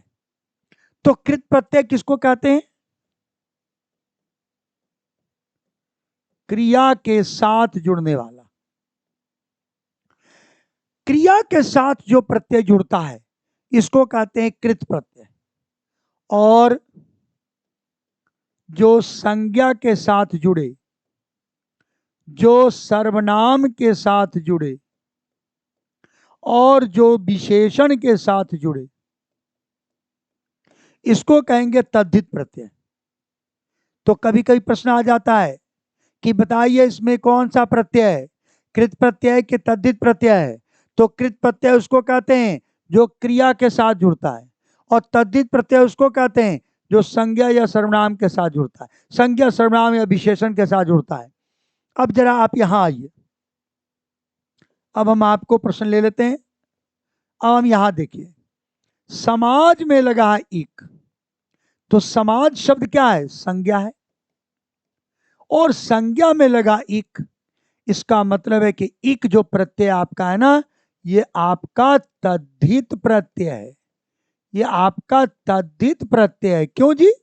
क्योंकि समाज संज्ञा है, और संज्ञा के साथ जो प्रत्यय जुड़ जाए उसको हम तद्धित प्रत्यय कहते हैं। तो आप इसमें तद्धित प्रत्यय, खैर से पूछ नहीं रहा आपसे, केवल पूछ रहा है कि कौन सा प्रत्यय इसमें से बताइए। तो हमने कह दिया इक इसका प्रत्यय है। क्लियर है सब लोगों को? एकदम क्लियर है। चलिए बढ़ते हैं आगे, अगले प्रश्न की तरफ चलते हैं। ये 13 नंबर आपका क्वेश्चन, ये 14, ये 12 या 13 नंबर आपका क्वेश्चन था। आगे की बात चलते हैं। चलिए आगे देखिए, पारहित के अंतर्गत आता है। पारहित किसको कहते हैं, ऐसा पूछ रहा है आपसे। आपसे पूछ रहा है पारहित का मतलब क्या होता है। पर मतलब क्या होता है? पर मतलब होता है दूसरा, और हित मतलब क्या होता है? हित का मतलब होता है भलाई।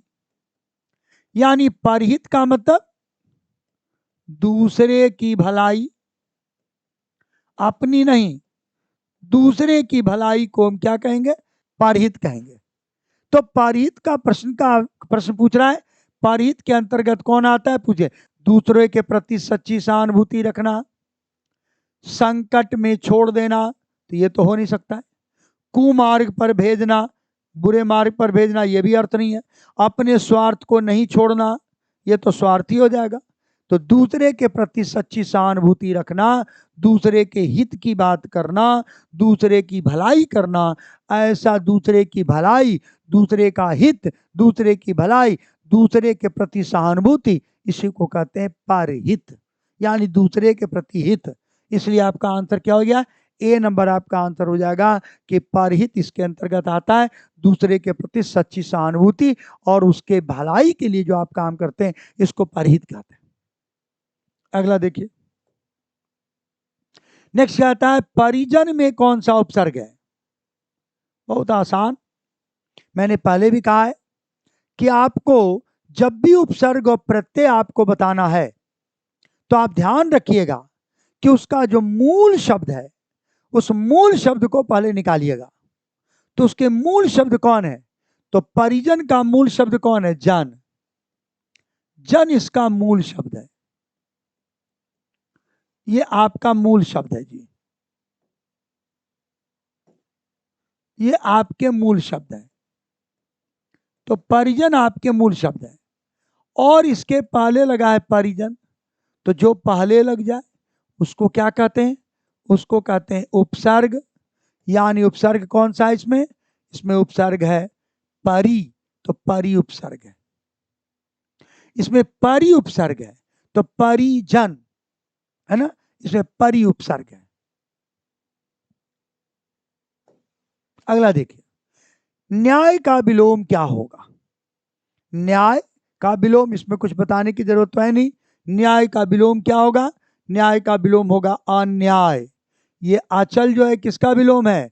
चल का विलोम है अचल। अज्ञान किसका विलोम है? ज्ञान का विलोम है अज्ञान। इंसाफ किसका विलोम है? इंसाफ किसका विलोम है जी? इंसाफ। तो ना इंसाफ, ना इंसाफ, ना इंसाफ का उल्टा इंसाफ, और न्याय का उल्टा है अन्याय। तो ये आपका सी नंबर हो जाएगा आपका प्रश्न का आंसर। तो न्याय का विलोम क्या हो गया? अन्याय, ये न्याय का विलोम हो जाएगा। अगला देखिए, शब्दों के सार्थक मेल को क्या कहते हैं? शब्दों का मेल, अब देखो,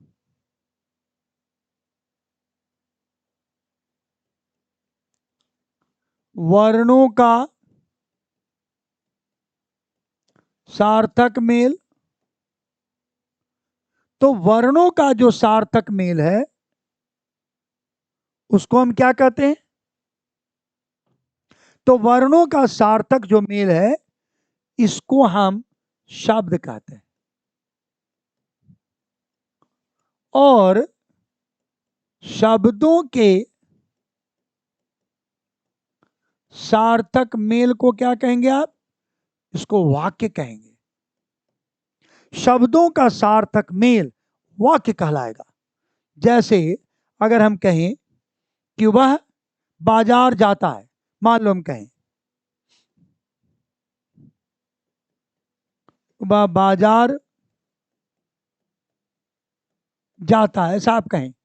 अगर आप कहें वह बाजार जाता है, इसमें वह एक शब्द है, बाजार दूसरा शब्द है, जाता तीसरा शब्द है, चौथा शब्द है। इसमें से चार शब्दों के मिलने से एक वाक्य बन गया है, इसलिए वाक्य उसको कहते हैं। वर्ण तो अक्षर को कहते हैं, और वर्णों के सार्थक मेल को शब्द कहते हैं। और ये क्रिया लिखा हुआ है, तो क्रिया का मतलब हो जिससे कार्य का बोध होता है उसको क्रिया कहते हैं। तो वर्णों के, तो अक्षरों, शब्दों के सार्थक मेल को क्या कहते हैं? वाक्य कहते हैं। अगला प्रश्न देखिए, अगले प्रश्न की तरफ आते हैं। आप कहां गए थे किस प्रकार का वाक्य है? कैसा वाक्य है ये? कहां शब्द आया है, कहां गए थे, इसका मतलब है कि प्रश्न पूछा जा रहा है। ये क्या पूछा जा रहा है? प्रश्न पूछा जा रहा है। निषेधवाचक क्या कहते हैं? जिसको आप नकारात्मक कहते हैं, नकारात्मक। इच्छा बोधक, जिससे किसी इच्छा का बोध होता है, इच्छा बोधक जिससे किसी इच्छा का बोध होगा, जैसे तुम दीर्घायु बनो, ईश्वर करे तुम्हें सफलता मिले, ये इच्छा बोधक है। प्रश्नवाचक और संकेतवाचक, तो ये कैसा प्रश्न है? ये आपका कल कहाँ गए थे, ये कहाँ शब्द प्रश्न है, इसलिए इसमें प्रश्न पूछा जा रहा है, ये प्रश्न पूछा जा रहा है कि नहीं? तो ये प्रश्नवाचक हो गया। अगला देखिए, शुद्ध वाक्य बताइए। इसमें से आपको शुद्ध वाक्य बताना है, जो वाक्य आपका शुद्ध है ये ढूंढना है। क्या कर रहा है? प्राण निकल गया, ध्यान रखो, प्राण आपका बहुवचन है, प्राण आपका बहुवचन है जी। तो प्राण निकल गया नहीं कह सकते हैं, इसलिए वाक्य शुद्ध नहीं है। क्या कहना पड़ेगा? प्राण निकल गए, ऐसा कहना पड़ेगा। ध्यान रखिए, बहुवचन में प्राण बहुवचन है, आंसू ये भी बहुवचन है, दर्शन ये भी बहुवचन है, ये सारे शब्द आपके बहुवचन है ना? प्राण निकल गए, होश ये भी बहुवचन है, होश उड़ गए, आपके दर्शन हुए, आंसू टपक पड़े, ये सब आपके बहुवचन है। प्राण, आंसू, दर्शन, होश ये सब बहुवचन है, इसलिए ये आपका गड़बड़ हो गया, गलत हो गया। लता मेरी लड़की है, लड़की शब्द नहीं होता है, लड़की जगह पर हो सकता था बेटी है। लता मेरी बेटी है सब बोलेंगे, इसका मतलब ये भी गलत है। मुझे घर जाना है, ये बिल्कुल सही है। वह छत से गिर गया, छत पर से गिर गया, छत पर से नहीं, छत से गिर गया, पर से नहीं। कहता है छत से गिर गया, वह छत से गिर गया, ऐसा प्रयोग करेंगे आप। यहां पर छत से गिर गया बोलेंगे, छत पर से गिर गया नहीं, छत से गिर गया। इसे आंसर कौन हो जाएगा आपका? आंसर नंबर हो गया सी नंबर, आपका आंसर हो गया मुझे घर जाना है। ये आपका सी नंबर आपका आंसर होगा, मुझे घर जाना है, ये आपका आंसर हो गया। अगला प्रश्न देखिए, कर्म के अनुसार क्रिया कितने भेद हैं? कर्म के अनुसार, कर्म के अनुसार क्रिया के कितने भेद हैं? तो कर्म के अनुसार क्रिया के दो भेद हैं, कर्म के अनुसार क्रिया के दो भेद हैं। एक कहलाता है सकर्मक क्रिया और एक कहलाता है अकर्मक क्रिया।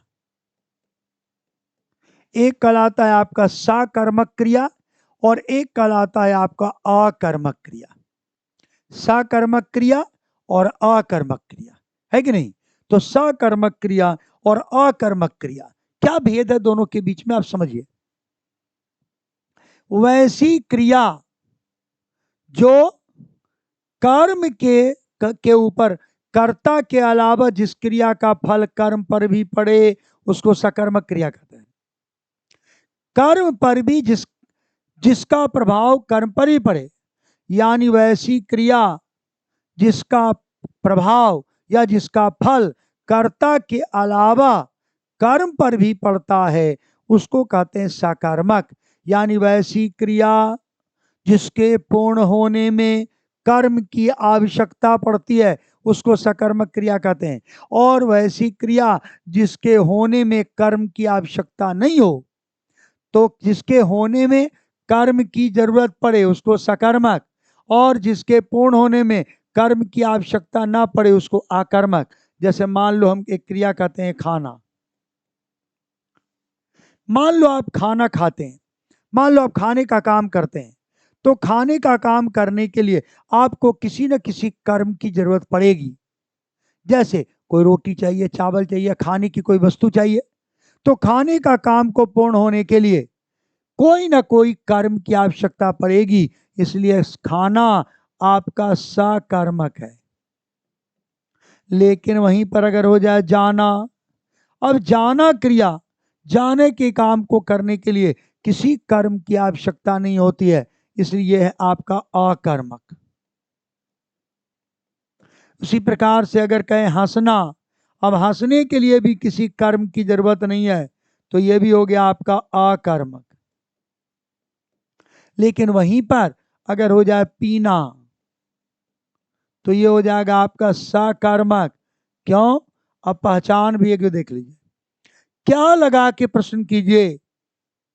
अगर जिस क्रिया में का लगा के प्रश्न करने पर अगर प्रश्न का जवाब मिलता है तो सकर्मक है, और अगर प्रश्न का जवाब नहीं मिले, क्या लगा के प्रश्न कीजिए, प्रश्न का जवाब मिले तो सकर्मक, और क्या लगाने पर प्रश्न का जवाब अगर नहीं मिले, क्या लगाइए, और प्रश्न का जवाब नहीं मिले तो आकर्मक। जैसे खाना के साथ आप क्या लगा के प्रश्न कीजिए, क्या खाता है, तो आपको प्रश्न का जवाब मिलेगा, रोटी खाता है, चावल खाता है, आम खाता है, सेब खाता है, प्रश्न का जवाब मिलेगा, इसका मतलब सकर्मक है।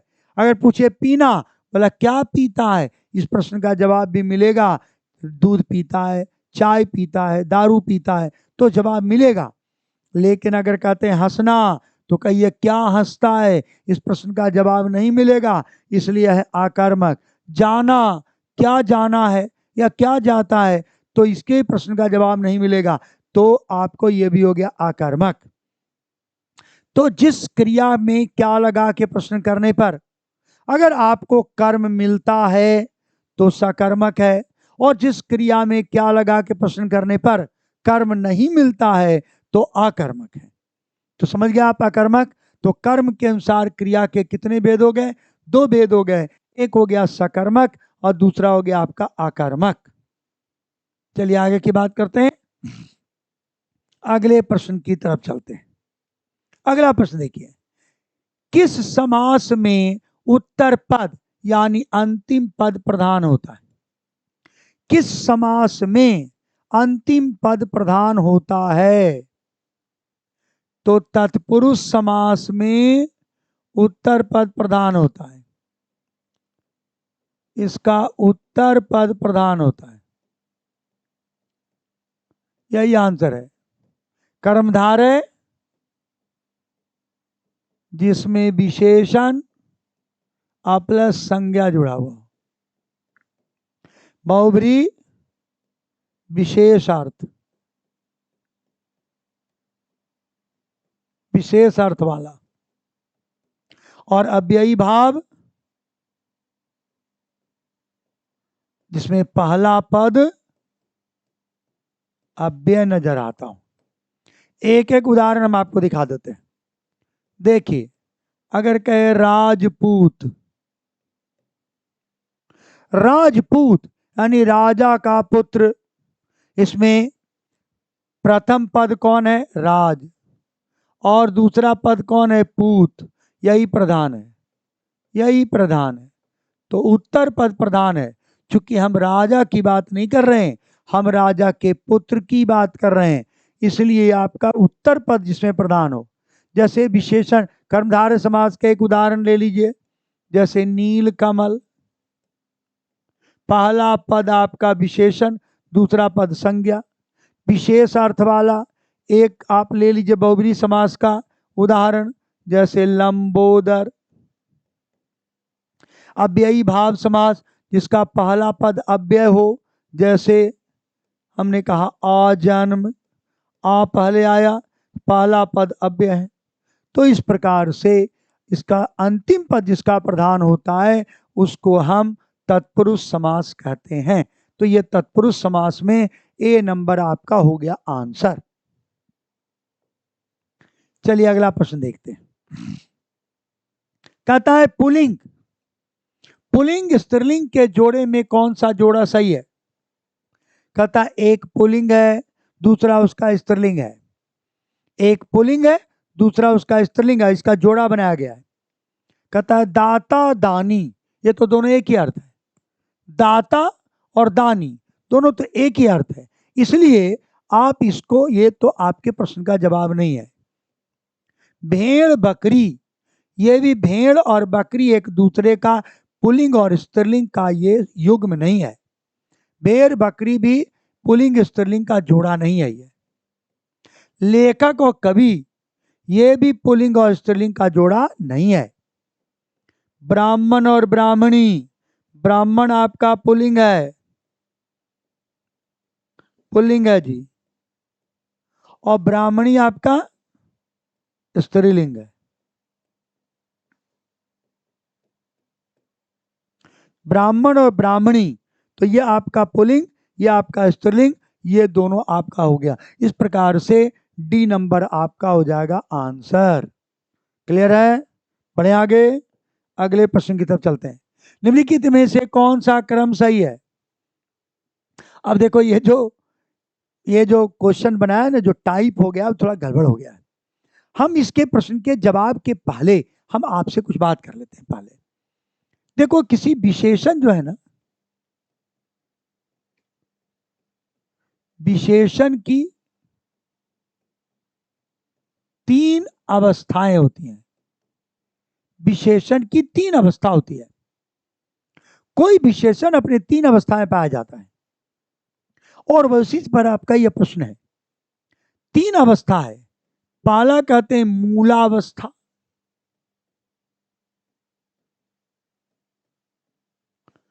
दूसरा कहते हैं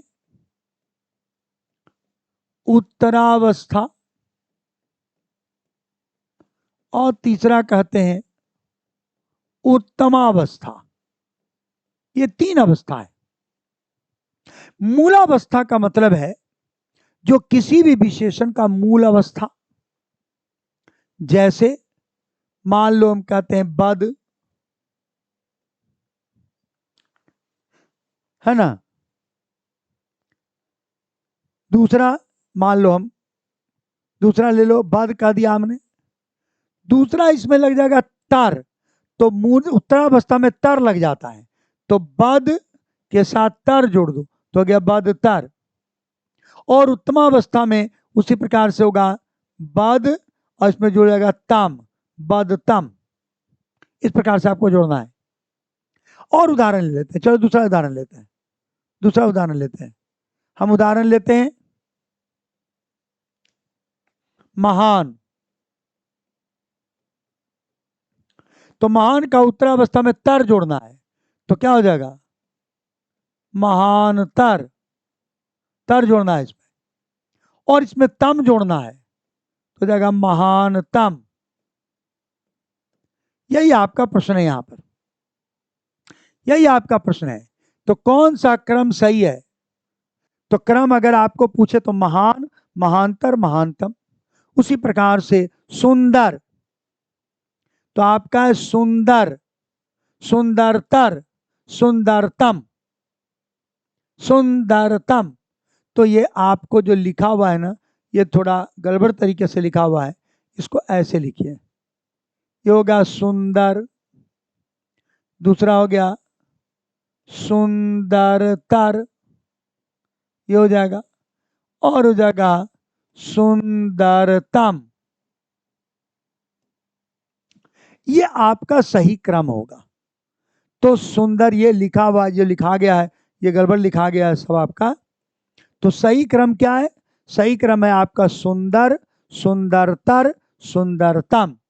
क्यों? मूलावस्था, उत्तरावस्था, उत्तमावस्था, इसी क्रम में आपका उत्तर होगा। तो पहला आपका मूलावस्था सुंदर, दूसरा आपका उत्तरावस्था सुंदरतर, और फिर उत्तमावस्था सुंदरतम। यही आपका आंसर हो जाएगा। तो इसमें थोड़ा जो आपका जो प्रिंटिंग है वो प्रिंटिंग का एरर हो गया है, लेकिन कोई बात नहीं है, मैंने आपको अलग तरीके से बता दिया। बद बदतर बदतम, महान महानतर महानतम। इसी प्रकार से आप उसको तर और तम कहेंगे। अच्छा अच्छातर, अच्छतम, अच्छतर अच्छतम। तो तर और तम जोड़ करके सुंदर सुंदरतर सुंदरतम, महान महानतर महानतम, बद बदतर बदतम। इसी प्रकार से यह क्रम चलता है। मूलावस्था, उत्तरावस्था और उत्तमावस्था का यह क्रम चलता है। अगला देखिए, दिन कटना मुहावरे का क्या अर्थ है? आपसे पूछ रहा है दिन कटना जो मुहावरा है इसका अर्थ क्या है। तो दिन कटना मुहावरे का क्या अर्थ है? अब दो, एक है दिन, दो तरह का मुहावरा है। एक है दिन काटना, इसका मतलब है समय बिताना। दिन काटना, इसको कहेंगे आप समय बिताना। और एक लिख लीजिए, और फिर आपका दिन कटना, जैसे कहते हैं हाँ कट रहा है, यानी समय बीतना। दो शब्द हो गया, समय बीतना। और यहां क्या कर रहा है? दिन कटना, तो मुहावरे का अर्थ क्या हो गया? समय बीतना। दिन बीतता, बीतना, रात बीतना, शाम बीतना नहीं, समय बीतना, इसको कहते हैं दिन कटना। कहता है दिन कट जाता है यानी समय बीत जाता है, ऐसा प्रश्न है। तो आपका डी नंबर आपका हो जाएगा आंसर। अगले प्रश्न की तरफ चलते हैं। बगल में छोरा, नगर में ढिंढोरा। बगल में छोरा और नगर में ढिंढोरा। अब ये क्या है जी? नगर में, बगल में छोरा, नगर में ढिंढोरा, मतलब कोई वस्तु आपके नजदीक है, बगल में है, लेकिन आप पूरा ढूंढ रहे हैं। और मान लो कभी कभी आप, मान लो हम चश्मा पहने हुए, ये चश्मा हमारे आंख पर लगा हुआ, हम चश्मा ढूंढ रहे हैं। कब बहुत बार आपने देखा होगा मोबाइल से बात कर रहे हैं और मोबाइल ढूंढ रहे हैं।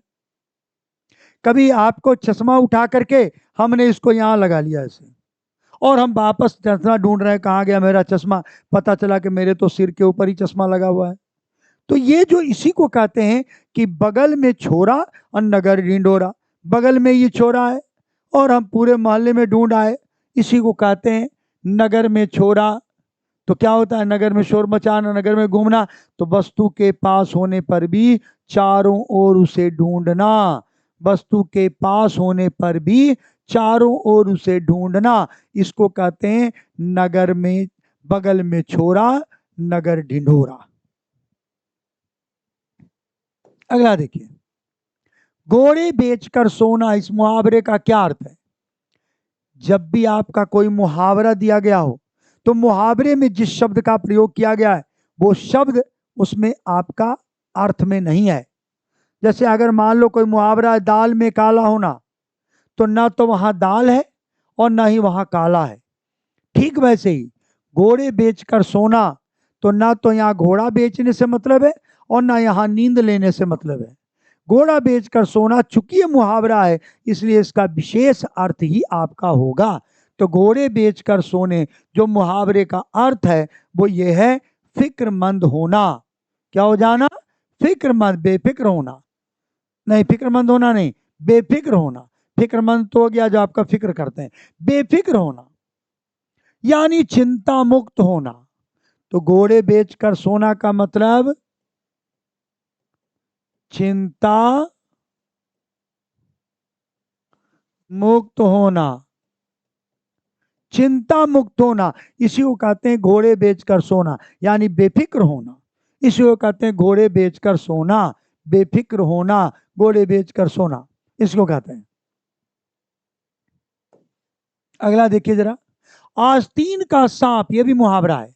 आस्तीन का सांप, इस मुहावरे का क्या अर्थ है? आस्तीन का सांप, आस्तीन किसको कहते हैं?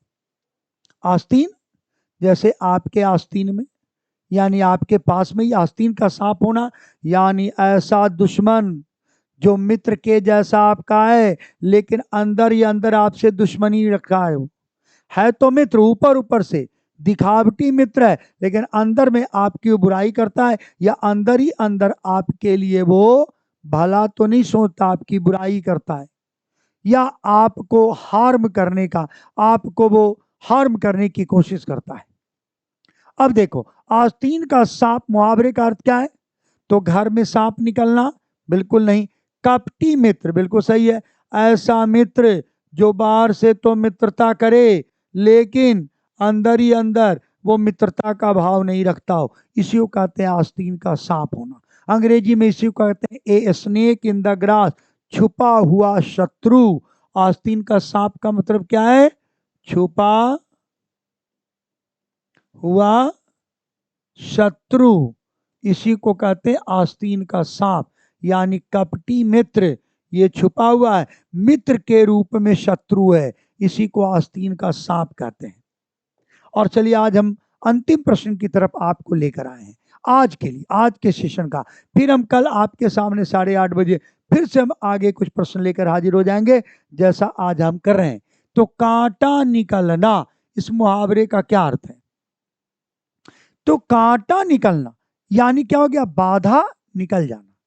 यानी जो आपके रास्ते में जो रोड़ा था, आपके रास्ते का जो कोई कांटा था, आपके रास्ते का जो रुकावट था, उस रुकावट का खत्म हो जाना, उसको कहते हैं कांटा निकलना। तो बाधा उत्पन्न होना तो होगा नहीं, कांटा चुभना तो होगा नहीं। और मैंने पहले ही कहा है, मुहावरे में जो शब्द दिया रहे उस शब्द का बिल्कुल लिटरल मीनिंग नहीं होता है, उस शब्द का जैसा शब्द दिया वैसा मीनिंग नहीं होगा। मायूस होना ये भी नहीं है। तो कांटा निकलना मतलब बाधा दूर हो जाना, रोड़ा हट जाना, यानी मुसीबत सामने से टल जाना, तो समझो कांटा निकल गया, यानी आपके बाधा टल गया, इसको कहते हैं कांटा निकलना। इस प्रकार से मैंने आज आप लोगों को इतने प्रश्न से आपको परिचित कराया, और मैंने कोशिश की कि सारे प्रश्नों को हम आपको बिल्कुल डिटेल्ड के तरीके से, बिल्कुल बृहत रूप से समझा करके हम आपको बताएं, प्रश्न का जवाब दें। और निश्चित रूप से आपको यह सेशन अच्छा लगेगा, और अच्छा ही नहीं लगेगा, यह सेशन आपके आगे आने वाले इस स्टेट के जो एग्जामिनी है उनके लिए बहुत ही बड़ा ही प्यारा सा सेशन है ये, जो मैं आपको रोज 8:30 बजे लाइव हो जाऊंगा आपके एग्जामिनेशन तक। आप रोज 1 घंटे हमसे इसी प्रकार से प्रश्न और उसका डिटेल्ड आंसर जो हम आपको बताएंगे, जो हम आपको डिफाइन करके बताएंगे, जो उसका डिफिनेशन दे करके, इन सारी चीज़ों को ध्यान से सुनिए, और इसी से रिलेटेड आपके प्रश्न पूछे जाएंगे। और ऐसा ही आपका प्रश्न आएगा तो निश्चित रूप से आपको बात समझ में आई होगी। तो आज हम अपने सेशन के खत्म करते हैं, और अगले दिन फिर हम आपके सामने 8:30 बजे पुनः अगले दिन हम लाइव होंगे। तब तक के लिए शुभ रात्रि, शुभ रात्रि।